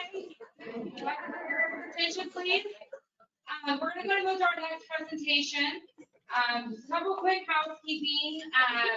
The waiters will continue to come around and clean up your plates when we go through the presentation. They're going to do their best to be as quiet as possible. I have also a couple requests have been made. If you decide to have a conversation during the presentation, can you please try to keep your voice down to a whisper so that those around you can enjoy and hear the presentation that's occurring. Again, restrooms to the north side of the building here. There will be a small break after this with some cookies. So if you didn't get full on the cake and the other items available, don't worry. We have some more sugar coming out here soon. So with that, we're going to go ahead and move on. Oh, and I want to give a special shout out. I don't know about you, but I thought lunch was absolutely delicious. Thank you, Hodel. You guys did everything right. You'll notice there is quite a bit of food left over, but do not despair. They will actually collect this food and donate it to the Bakersfield Rescue Mission when it's done. The food's not going in the garbage, it will be put to good use. So this morning we had some really great presentations on housing voucher discrimination, and then we covered some topics about emotional support animals. I know this morning we had a little bit of delays and the presentations weren't there, so I just want to reiterate. If you have a question for any of our morning speakers, feel free to write that down with your email and get that to me the day before you leave, or send me an email. I will not respond today because when you guys all leave, I gotta stay behind and do a few things. But Monday morning when I return, I'll definitely reach back out to you. But with that, we're going to shift gears into a little bit of a different direction. So we're going to actually welcome to the stage Donato Cruz, and he's going to give a presentation on Kern County redlining.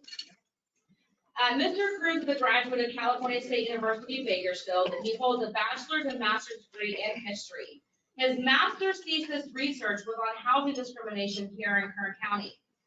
His research explores the use of racially restrictive covenants and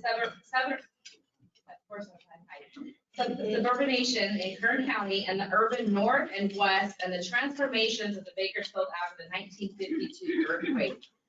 This is going to be a really interesting presentation, and he's going to go, if you don't know what redlining is, don't worry, he's going to go into that and share that with you.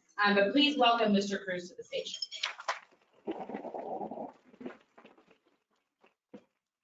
The clicker should work, but if it doesn't, I'll attach.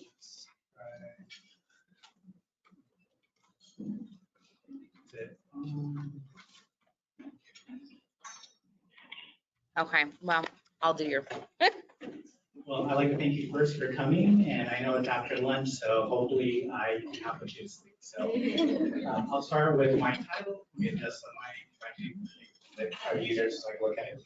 Kern County Redlining Addressing California's California Association of Realtors Apology in 2022. I thought the title was appropriate since this is a conference on housing, and it's acknowledging the apology that California Association of Realtors gave last year. So I'll give some context, and mostly I try to frame it around the apology just because the association only gave an apology and actually did not give direct context to what their role in types of discrimination was over the years. So we can move to the next slide. And I'll explain. I know it's got some, that might have been just my fault with PowerPoint. The California Association of Realtors in 2022 recently apologized for the role in discriminatory housing practices.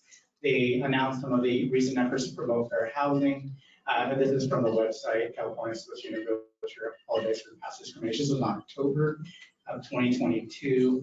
And in their statement, they said they supported legislation that provides a system for redacting restrictive covenants and property records. And at the end of the presentation, I'll have, if you do live in a home where there is historically some of this language, there is a process to actually get it struck from there.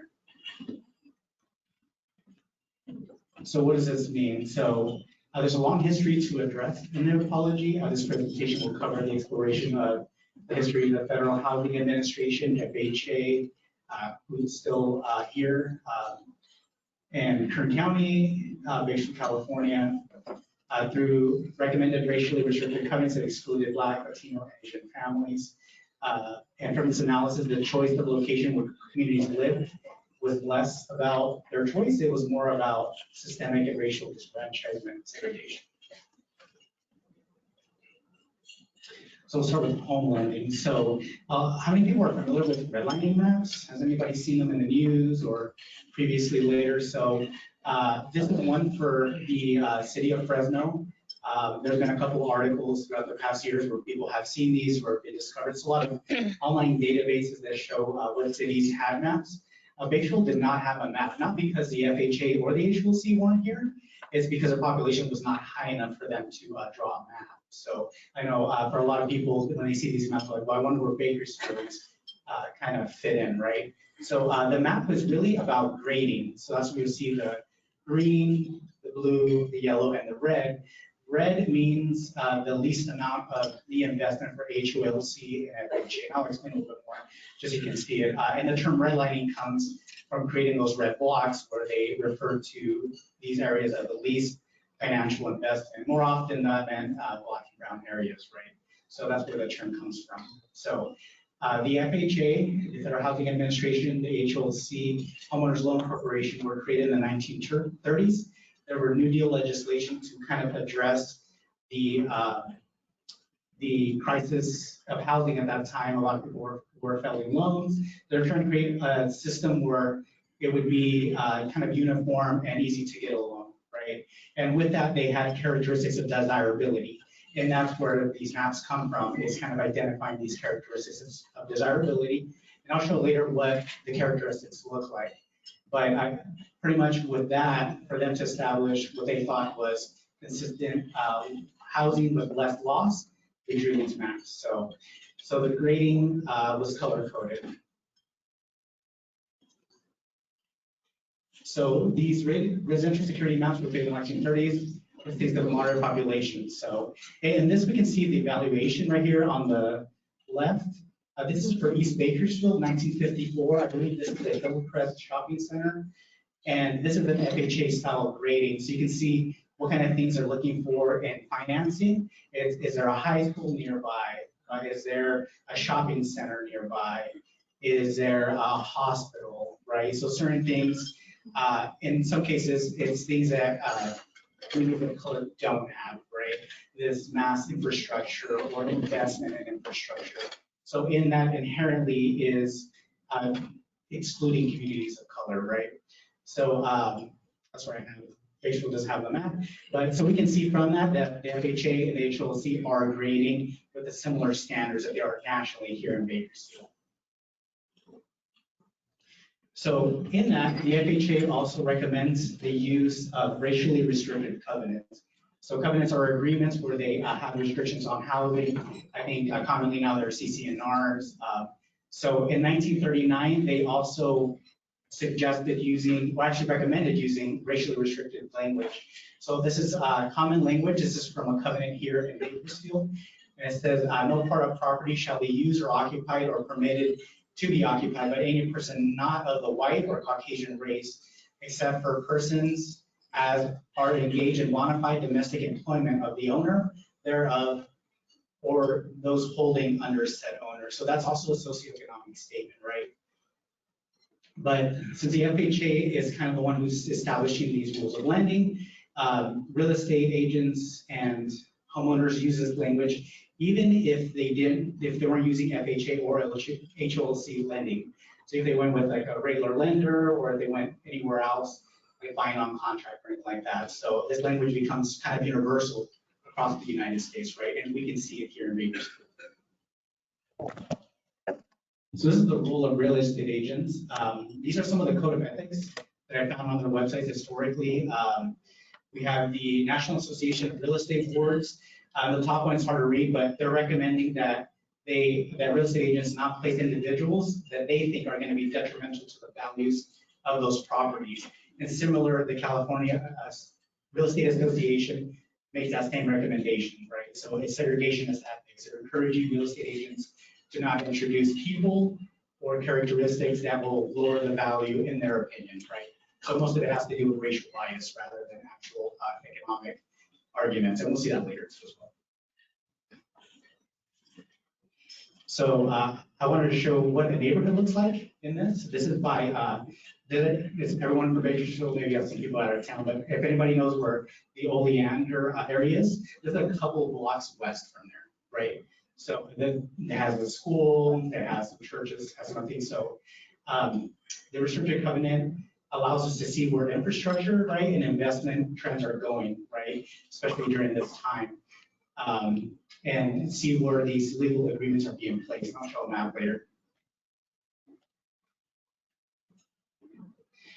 So this is the racially restrictive covenant from that neighborhood, and it has that similar language. Said premises shall not be used or occupied by any person who is not of a white or Caucasian race.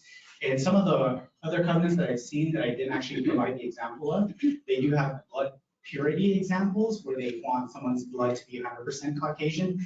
And that seems to be also removing other ethnic whites or people who claim white ancestry. I know during this time, some Hispanics were able to use white rather than Mexican in other categories. And it's an effort to exclude those people as well. So in 1948, there was a Supreme Court case that struck down the use of racially restrictive language in covenants. But the really lasting change to remove those is actually in 1950. This is just to show how much power the FHA has at that time. That they say they will no longer finance racially restrictive covenants or any loan that has a racial clause in restrictive covenants. So it's actually it's not 1948, it's actually 1950 when we see them here in Bakersfield that they no longer publish them. But in reality, it's not the lasting change until 1968 where we have the Fair Housing Act, the last Civil Rights Act, 1968. So in my research, I found 171 racially restricted tracts between 1938 and 1950. This is not to say that there wasn't racially restricted covenants before this. This is just to show when they're starting to suggest or recommend racially restricted covenants for full-on tracts. I found some earlier evidence where they had for individual homes, right? But this is a larger change, right? So you can see all the color parts. It's rated by time period when they were established, but that's basically all that's in the Bakersfield proximity. So 171 is actually for the whole of Kern County. There's some in Delano, there's some in Arvin, there's some in Lamont, Fraser Park. So it's very expansive, right? But this is just to show the expansive part of Bakersfield. And for that example that I showed, it's actually in the arrow, so you can see where it is. It's kind of in the New Southwest at that time period. So, and this is with the help of a colleague of mine, Jesus Garcia, that was able to map this for me. So I know it's hard to see, but these primary source documents are just to show what kind of living conditions were here in Bakersfield during that time. The bottom one, I'll start with that since it's chronological. That is a report that was submitted to the governor in 1930, where they asked real estate boards if they segregated populations. Out of the 47 that replied, 24 cities replied that they had Mexican districts, so segregated Mexican housing, and Bakersfield is highlighted there. And from the top, that is a report from an NAACP local worker who sent a letter to the regional NAACP office detailing the conditions here in Bakersfield. And I'll go ahead and read the quote. In all my experience as an NAACP worker throughout the Deep South, I have never seen any scene as dreadful, unsanitary, and depressing as those under thousands of Negro migrant workers have to live on the outskirts of Bakersfield. There are no sanitary facilities whatsoever. The people having to use pit toilets whose stench is readily recognizable miles away along the alleged business district, Conwood Road, now Lakeview Drive, and that's the Sunset Mayflower neighborhood.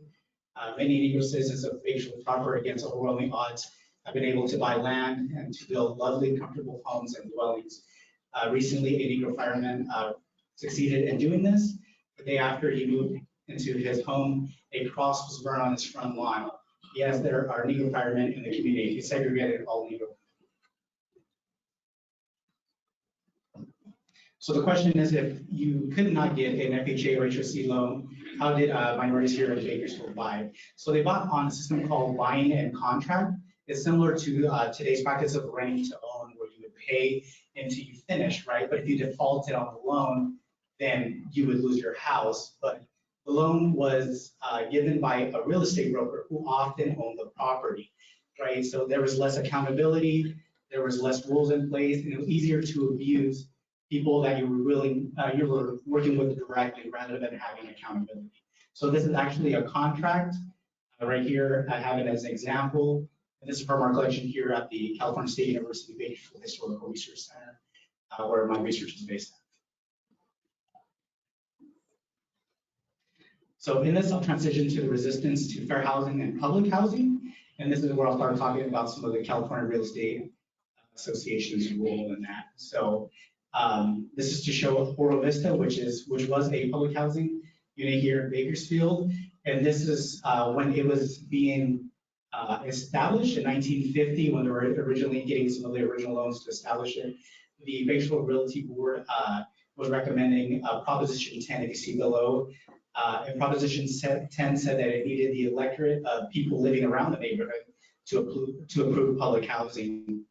And through a series of lawsuits, the city actually rescinded a cooperation agreement with the Housing Authority, and through various lawsuits was finally built in 1954, I believe.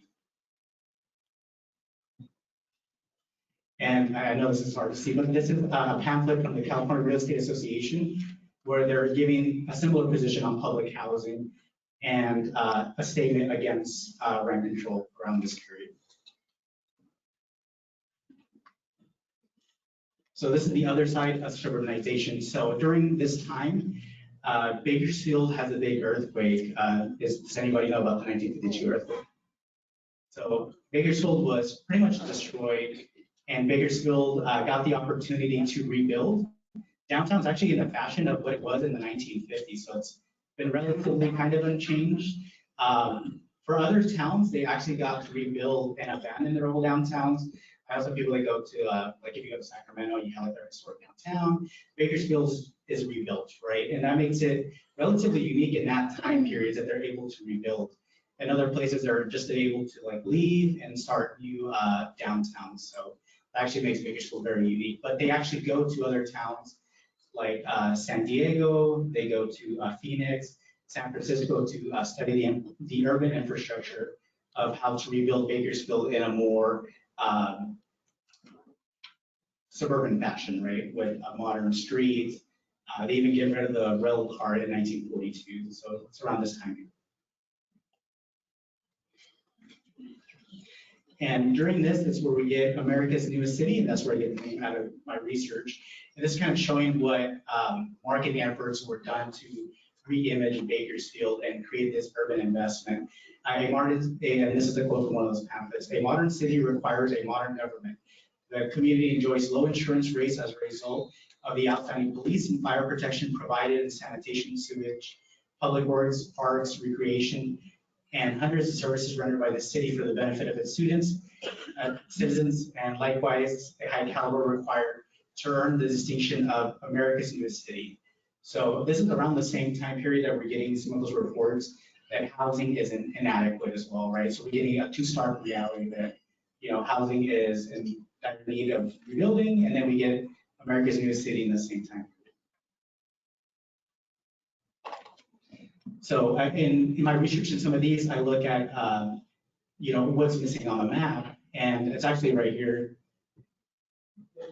That's actually where public housing and the communities that are most likely to be Black and Mexican are at this time period. They're not on the map.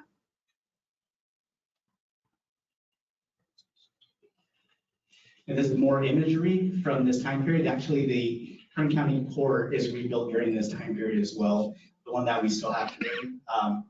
And then this is another pamphlet in the back, re-imaging the county as a new touristic place. So this is when they make Lake Isabella as a boating lake. This is when they established Lake Ming as a boating and recreational lake as well. The county adopts the slogan, the land of magic. So then I'll transition to California's fair housing in 1960s. This is William Byron Rumford, who is a California state representative and was a representative and a former Berkeley City Council member. And he actually established the Rumford Fair Housing Act that was aimed to remove California's discriminatory housing practices in 1963. But in 1964, there was a proposition to overturn the Rumford Fair Housing Act. This is Walter W. Stern's files on the Rumford Fair Housing Act, the namesake for the Walter Stern Library. He was a senator, and he was actually supporting the Rumford Fair Housing Act, showing that it prohibited discrimination in about 70% of private housing. And he had also cited a study, and I have a typo there, that in a comparison of homes, that there wasn't a significant drop in price, but if there was only a 15% case that homes dropped 5 to 9% if someone of color moved into those neighborhoods. So he was just showing that there was some at least bias or at least wrong arguments in stating that prices dropped in the neighborhood if someone of color moved in. So this is the resistance to equality. I do have a typo, it's actually Prop 14, not Prop 10. And this is a petition that was circulated to get the proposition on the ballot. And this is some of the quotes supporting the overturning of the Rumford Fair Housing Act. This is neither the state or any subdivision or agency there shall deny, limit, or abridge, or directly or indirectly the right of any person who is willing or desires to sell, lease, rent, or any person of his real property to decline, sell, lease, or rent such person or persons as he in his absolute discretion chooses. So the proposition is put on the ballot. This is Proposition 14. The California Real Estate Association adopts it as the so-called CREA Amendment, C-R-E-A, California Real Estate Association, in 1964. And they back it enough where people do vote for it. And I have another typo, it's Proposition 14. But this is what would have been on the ballot to support Prop 14. And this is a quote from this: is most homeowners of such properties in California lost this right through the Rumford Act of 1963. It says they may not refuse to sell or rent their property to anyone for reasons of race, color, religion, national origin, or ancestry. And I don't have it on there, but I'll just talk about it. We don't have to. It is fine. In 1966, the California Supreme Court actually overturns Prop 14. So I'd like to thank Cassie for sending me this. This is to show that Bakersfield is ranked as one of the most diverse cities in the United States. And my demographics are a little bit behind, but In 1950, we have about 228,000 people in Kern County. In 2020, we have almost 1 million. So it goes from a place that has very little diversity to a very diverse metropolitan area now. So many of these neighborhoods are actually not white anymore. A lot of these have gone significant transformations. And this is just to point out that some of the financial investment from these neighborhoods has actually left. And I recently saw the city council acknowledge the existence of some of these restrictive covenants and how they're going to look into the future of housing that actually happened last Wednesday. For those that are interested, the city council's videos are posted online. And so this goes to the end. So as the California Association of Realtors now support the legislation to remove restrictive covenants, so there is a restorative justice. On top, I have the screenshot from the Kern County website where they show how you can remove some of these covenants if you live in properties that have this. And this is was passed with legislation AB 1408. It's hard to read from here, but 1466. 1466, sorry. And that passed in 2021. So there is legislation supporting this. All right, thank you everyone for listening. Does anybody have any questions?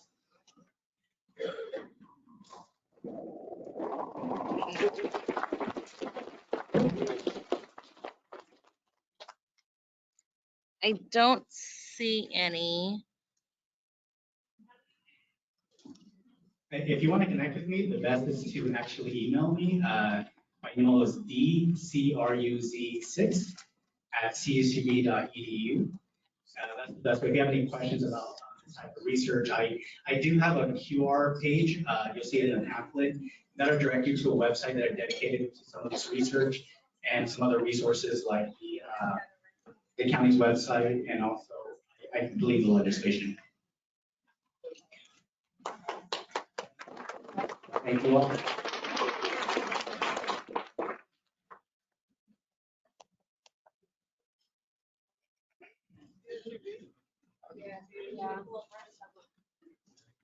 Okay, so I mentioned earlier that unfortunately our final speaker was not able to join us today, so you're gonna get some more of me instead.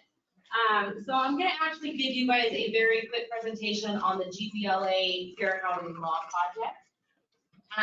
So we'll just kind of go over some information about protected categories and so forth. You control for me?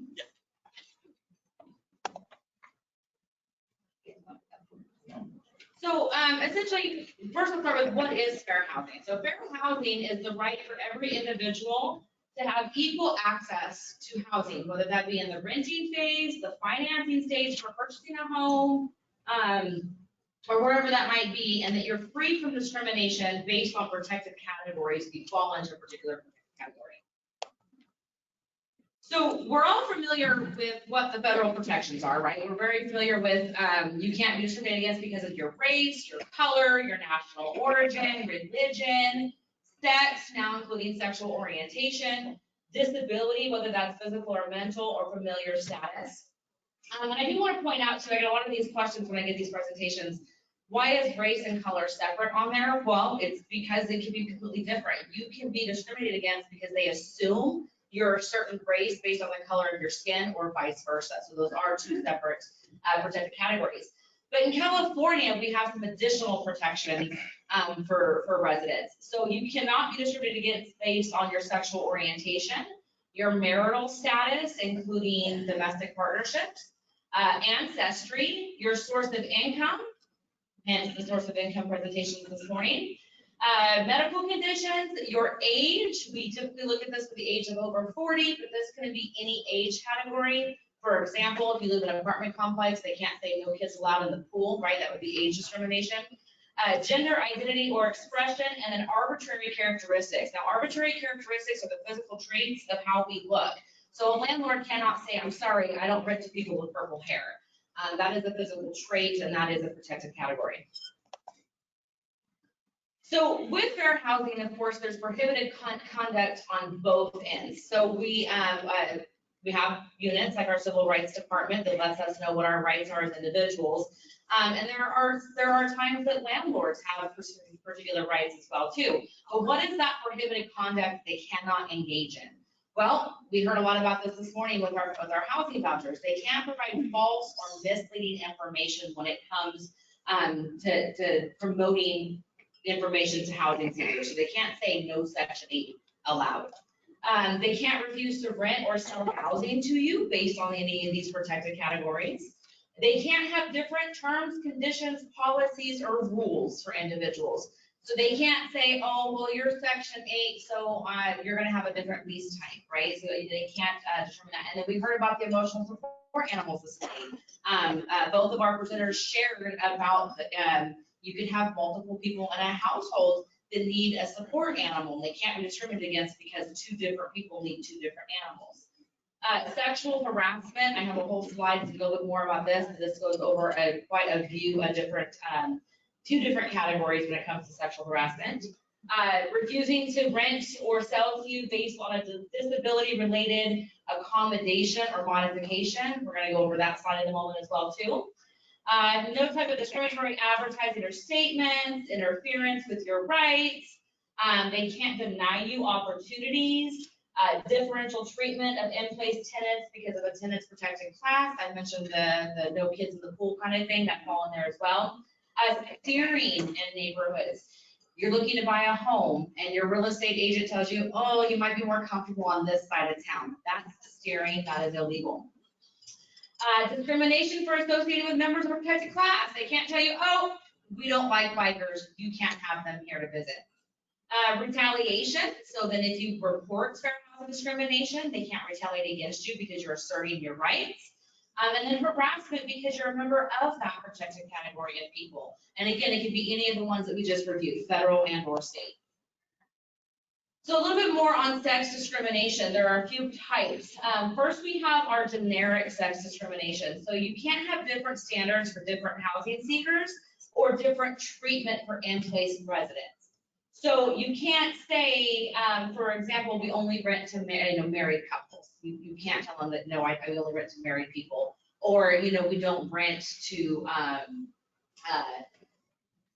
different types of family. Like we don't rent to families. We only do single parent households. We only this and like that. Those would be different types of generic sex discrimination. And then we're all familiar with a couple of what sexual harassment is. So there's quid pro quo, which is Latin for this is that. So your landlord can't say, hey, if you give me this, I'll reduce your rent. That is illegal practice. Or create a hostile environment. You should be free in your place of housing from any type of harassment, particularly with sexual harassment. So, the maintenance man shouldn't catcall you as you go to do your laundry. Workers in the building, your landlord shouldn't threaten you, things like that. So that would create a hostile environment, right? They're continuously making comments to you. And then, of course, there are special protections for victims of domestic violence and sexual assault. I should also note here, I am not an attorney, nor am I providing legal advice or counsel right now. I'm simply providing an educational overview of fair housing. But there are particular protections for victims of domestic violence and sexual assault. And so if you or anybody you know is dealing with a case like that, please reach out to an attorney or none other than the Fair Housing Law Project.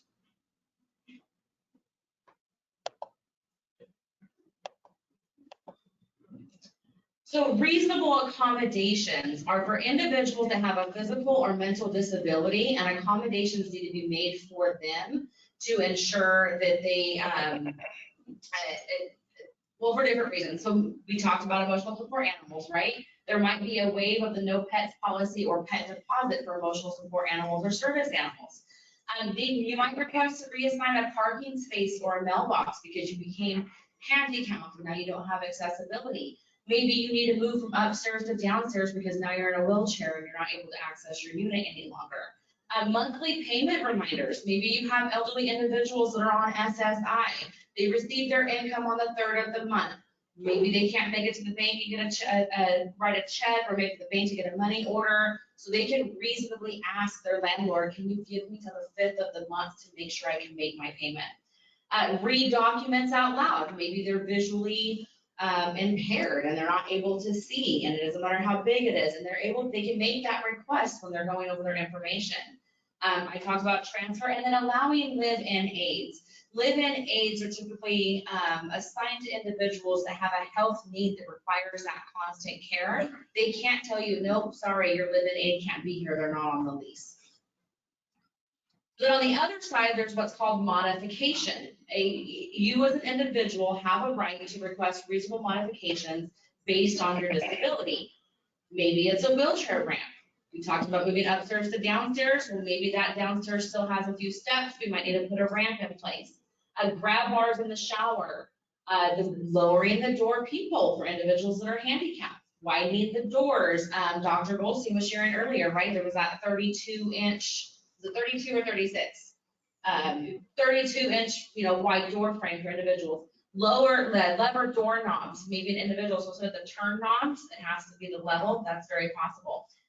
Now, tenants are usually required to pay for these modifications on their own. You do have to make that request to your landlord to make that modifications, but typically an individual would be responsible for that. However, there is an exception. If you are in a housing unit that receives federal public funding, they have the ability to make those modifications in those types of housing. And so like any law, there's exemptions, exceptions, and interpretations. So everything that we do with Greater Bakersfield Legal Assistance, whether it's the Fair Housing Law Project or any of our other projects, everything is looked at through a case-by-case basis, which means we determine whether or not, when we take a case, we can kind of make a reasonable assumption of how we're going to present that information, right? And so just like all other laws, fair housing has the same things. And that is why we've had quite a few that have went over different policies through the years and propositions and legislative acts and so forth that have teetered and went back and forth. And those laws are constantly changing, those policies are constantly changing, and that's why you can have a different interpretation today than you will 10 years from now. Housing discrimination claims have been always considered on a case-by-case basis.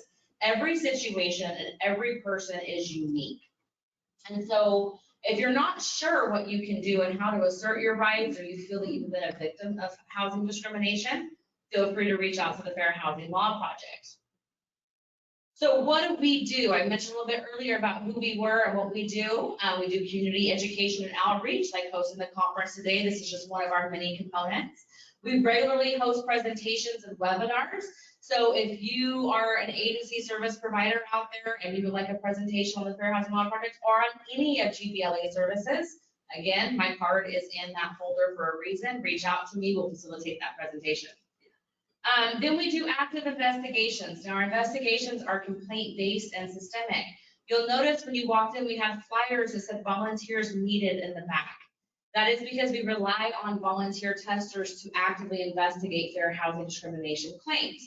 What that means is, so back a little bit, state of California, you're not allowed to record individuals without their permission, right? So we have to count on individuals providing testimony to us for active forms.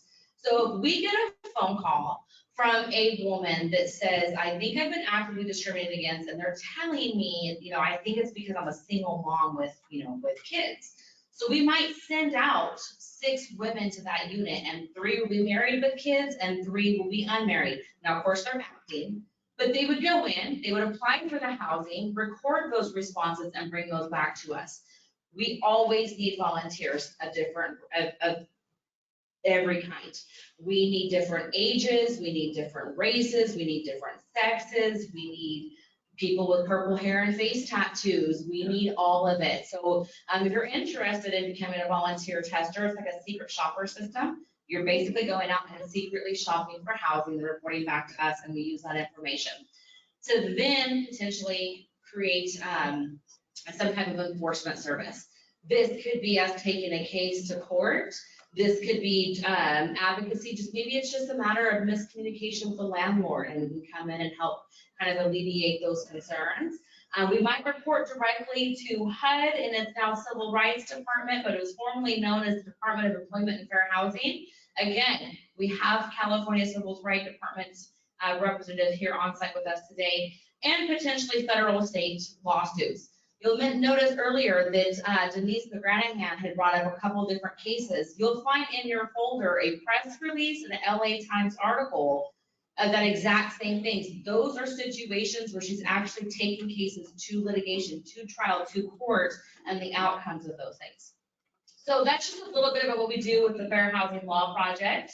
Again, if you believe that you've been a victim of illegal housing discrimination, or maybe you work with clients that you believe are victims of illegal housing discrimination, reach out to us. Again, everything's case by case. So you can find more information on our website. So we have gbla.org, but then also Fair Housing has its own website, which is just fairhousing.org. Our line for the Bakersfield area is 661-334-4679. I want to just go to put a plug in right here. 334-4679 is only for fair housing calls.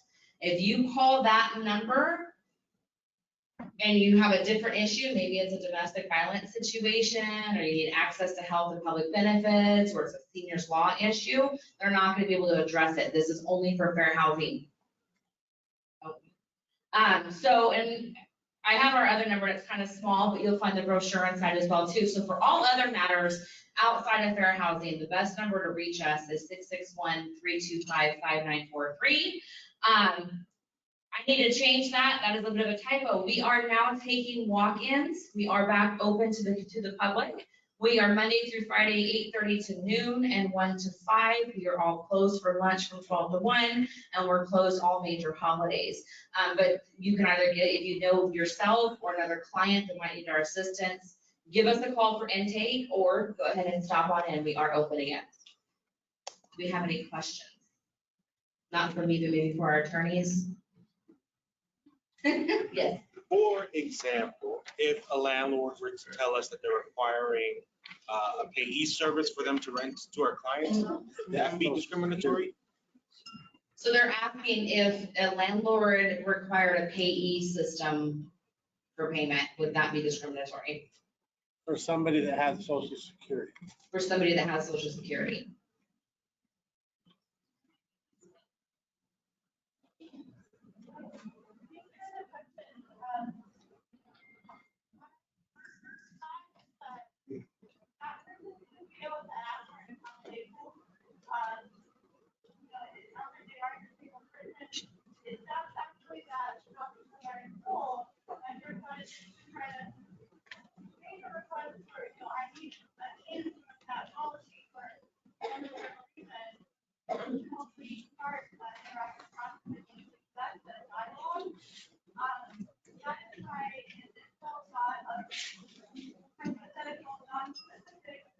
Correct.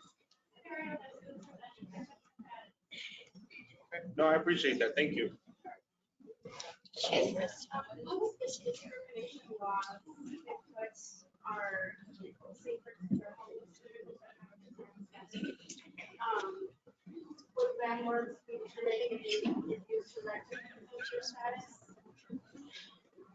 So that would be hard. Would homeless individuals that have a 290 status, if they were denied housing, is what you're asking, right? If they were denied housing, would that be a form of discrimination?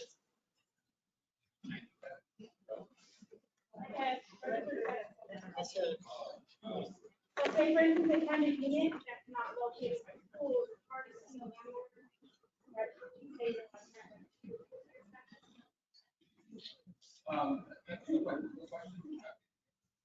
the landlord.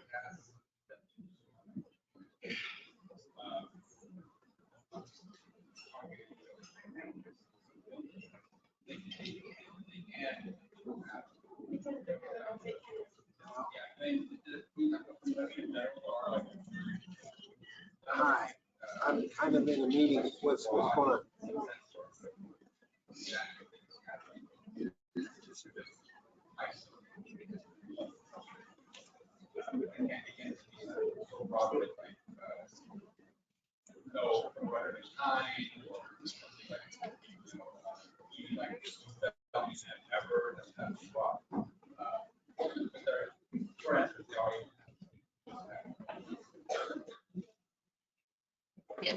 What's the best way, I don't know, anyone's touched on this yet, but what's the best way to deal with a landlord that has part of their rental criteria must be working for 6 months with paycheck stubs? Like, what would be the best way to handle it? Employment history, is employment history required? Can they require an employment history of 6 months or more?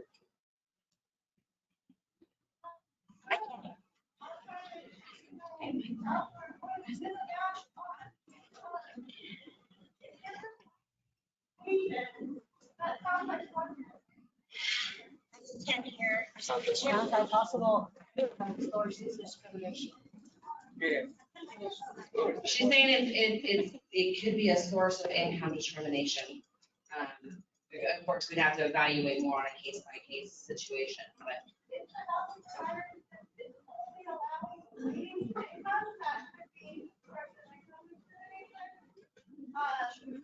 That also seems like a pretty long, pretty strict requirement for 6 months. So that could eventually be problematic as well.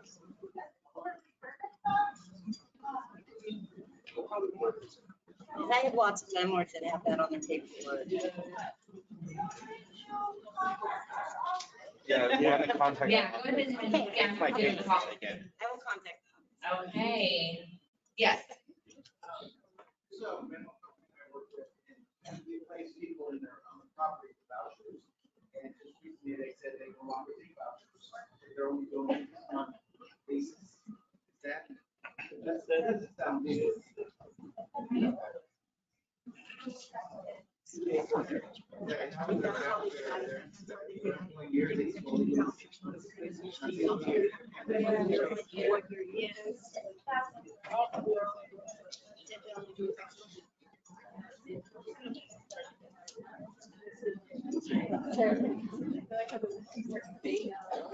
So the question is, what if a landlord says that we don't take housing vouchers anymore because we only have 6 month leases?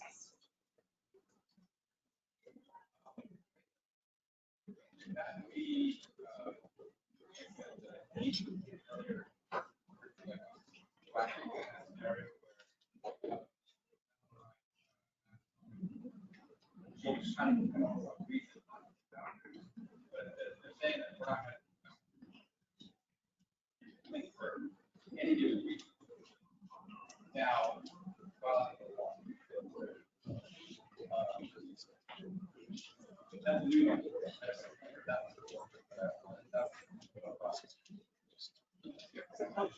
So the response to that, we'll have to look more into that, is Denise McGranahan gave that presentation earlier. That's one of those situations where the landlord was looking for an excuse to say no. Them actually saying, we don't take vouchers is prohibited by law. So it's something we'll definitely have to look into and keep our eye on. Yes. so I had a landlord tell me that they would accept Section 8 and that they would accept our rapid rehousing program. But that with the rapid rehousing program, there was the 3 times the limit on the income. But if it was Section 8, that they would not. So there's like a different standard for rapid rehousing and then for Section 8. So if it was Section 8, then they would not have them have to do the income qualification. But if it was rapid rehousing, and basically the landlord was saying, we only want Section 8. So it's different types of source of income and different standards for different types of source of income.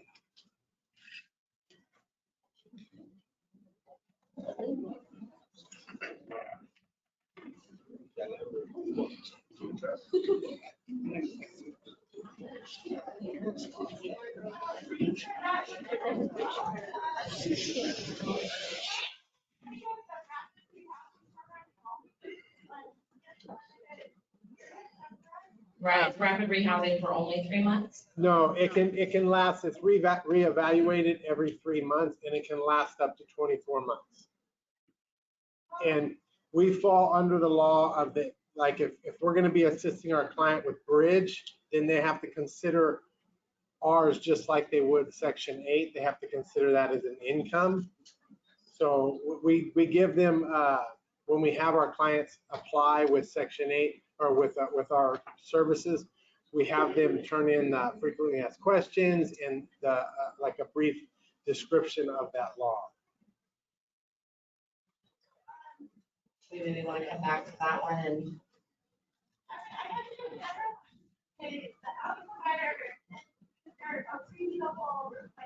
Reasonable criteria, right, for evaluating an applicant.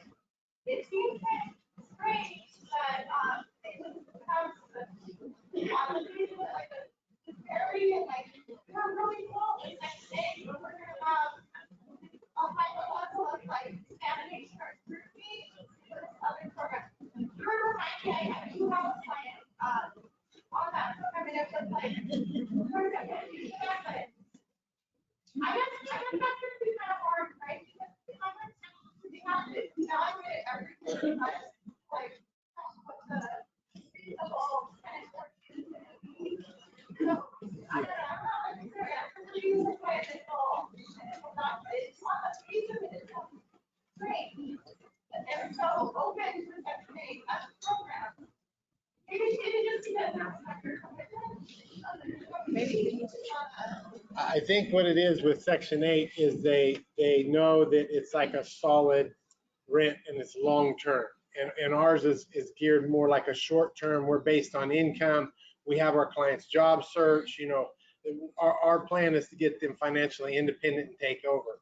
And I don't think that landlord wants people that are independent at all. They want somebody that's got a payee. It's the same person that's doing the payee thing. They only want somebody that has somebody else controlling their rent and paying that landlord. Yeah. So then I'll just address real quick that the response from our team is that would be something we'd have to look a little bit more into because of the differences in that, right? So a landlord saying, yes, we'll take Section 8, but not rapid rehousing. We're definitely gonna have to investigate that one a little bit more and come up with a definitive answer for that one. Thank you. Yeah, if you can send like those we clients have any our other way questions? and the addresses of like. Okay, awesome. So, I don't know about you guys, but I try found to presentations this investigate, morning see what's going on in those informational, cases. educational, and it definitely requires a bit more exploration and conversation on the topics. Thank you again to all of our presenters in person and those that joined us virtually for taking the time. Thank you to our vendors for being available with resources and information. Thank you to all of you for joining us. In the packet this morning, you will find on the right-hand side, there's a short survey. Please take a moment to fill that out and let us know what you think about the conference. This is what I'll use to determine information in the future. Now, we still have about an hour left, give or take. We do have some fresh cookies and tea and coffee out, but take the opportunity, we're here till 2:30. Take the opportunity to network amongst one another, visit with our vendors, and then ask the additional questions. And then just again, 661-325-5943 is always the best way to get a hold of Greater Bakersfield Legal Assistance. Thank you.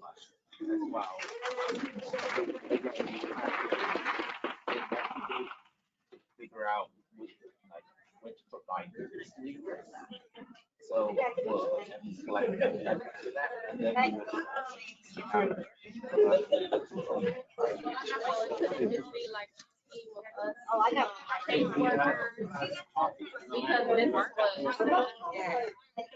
it could. So if you guys would be then yeah. If something that's possible, I think we can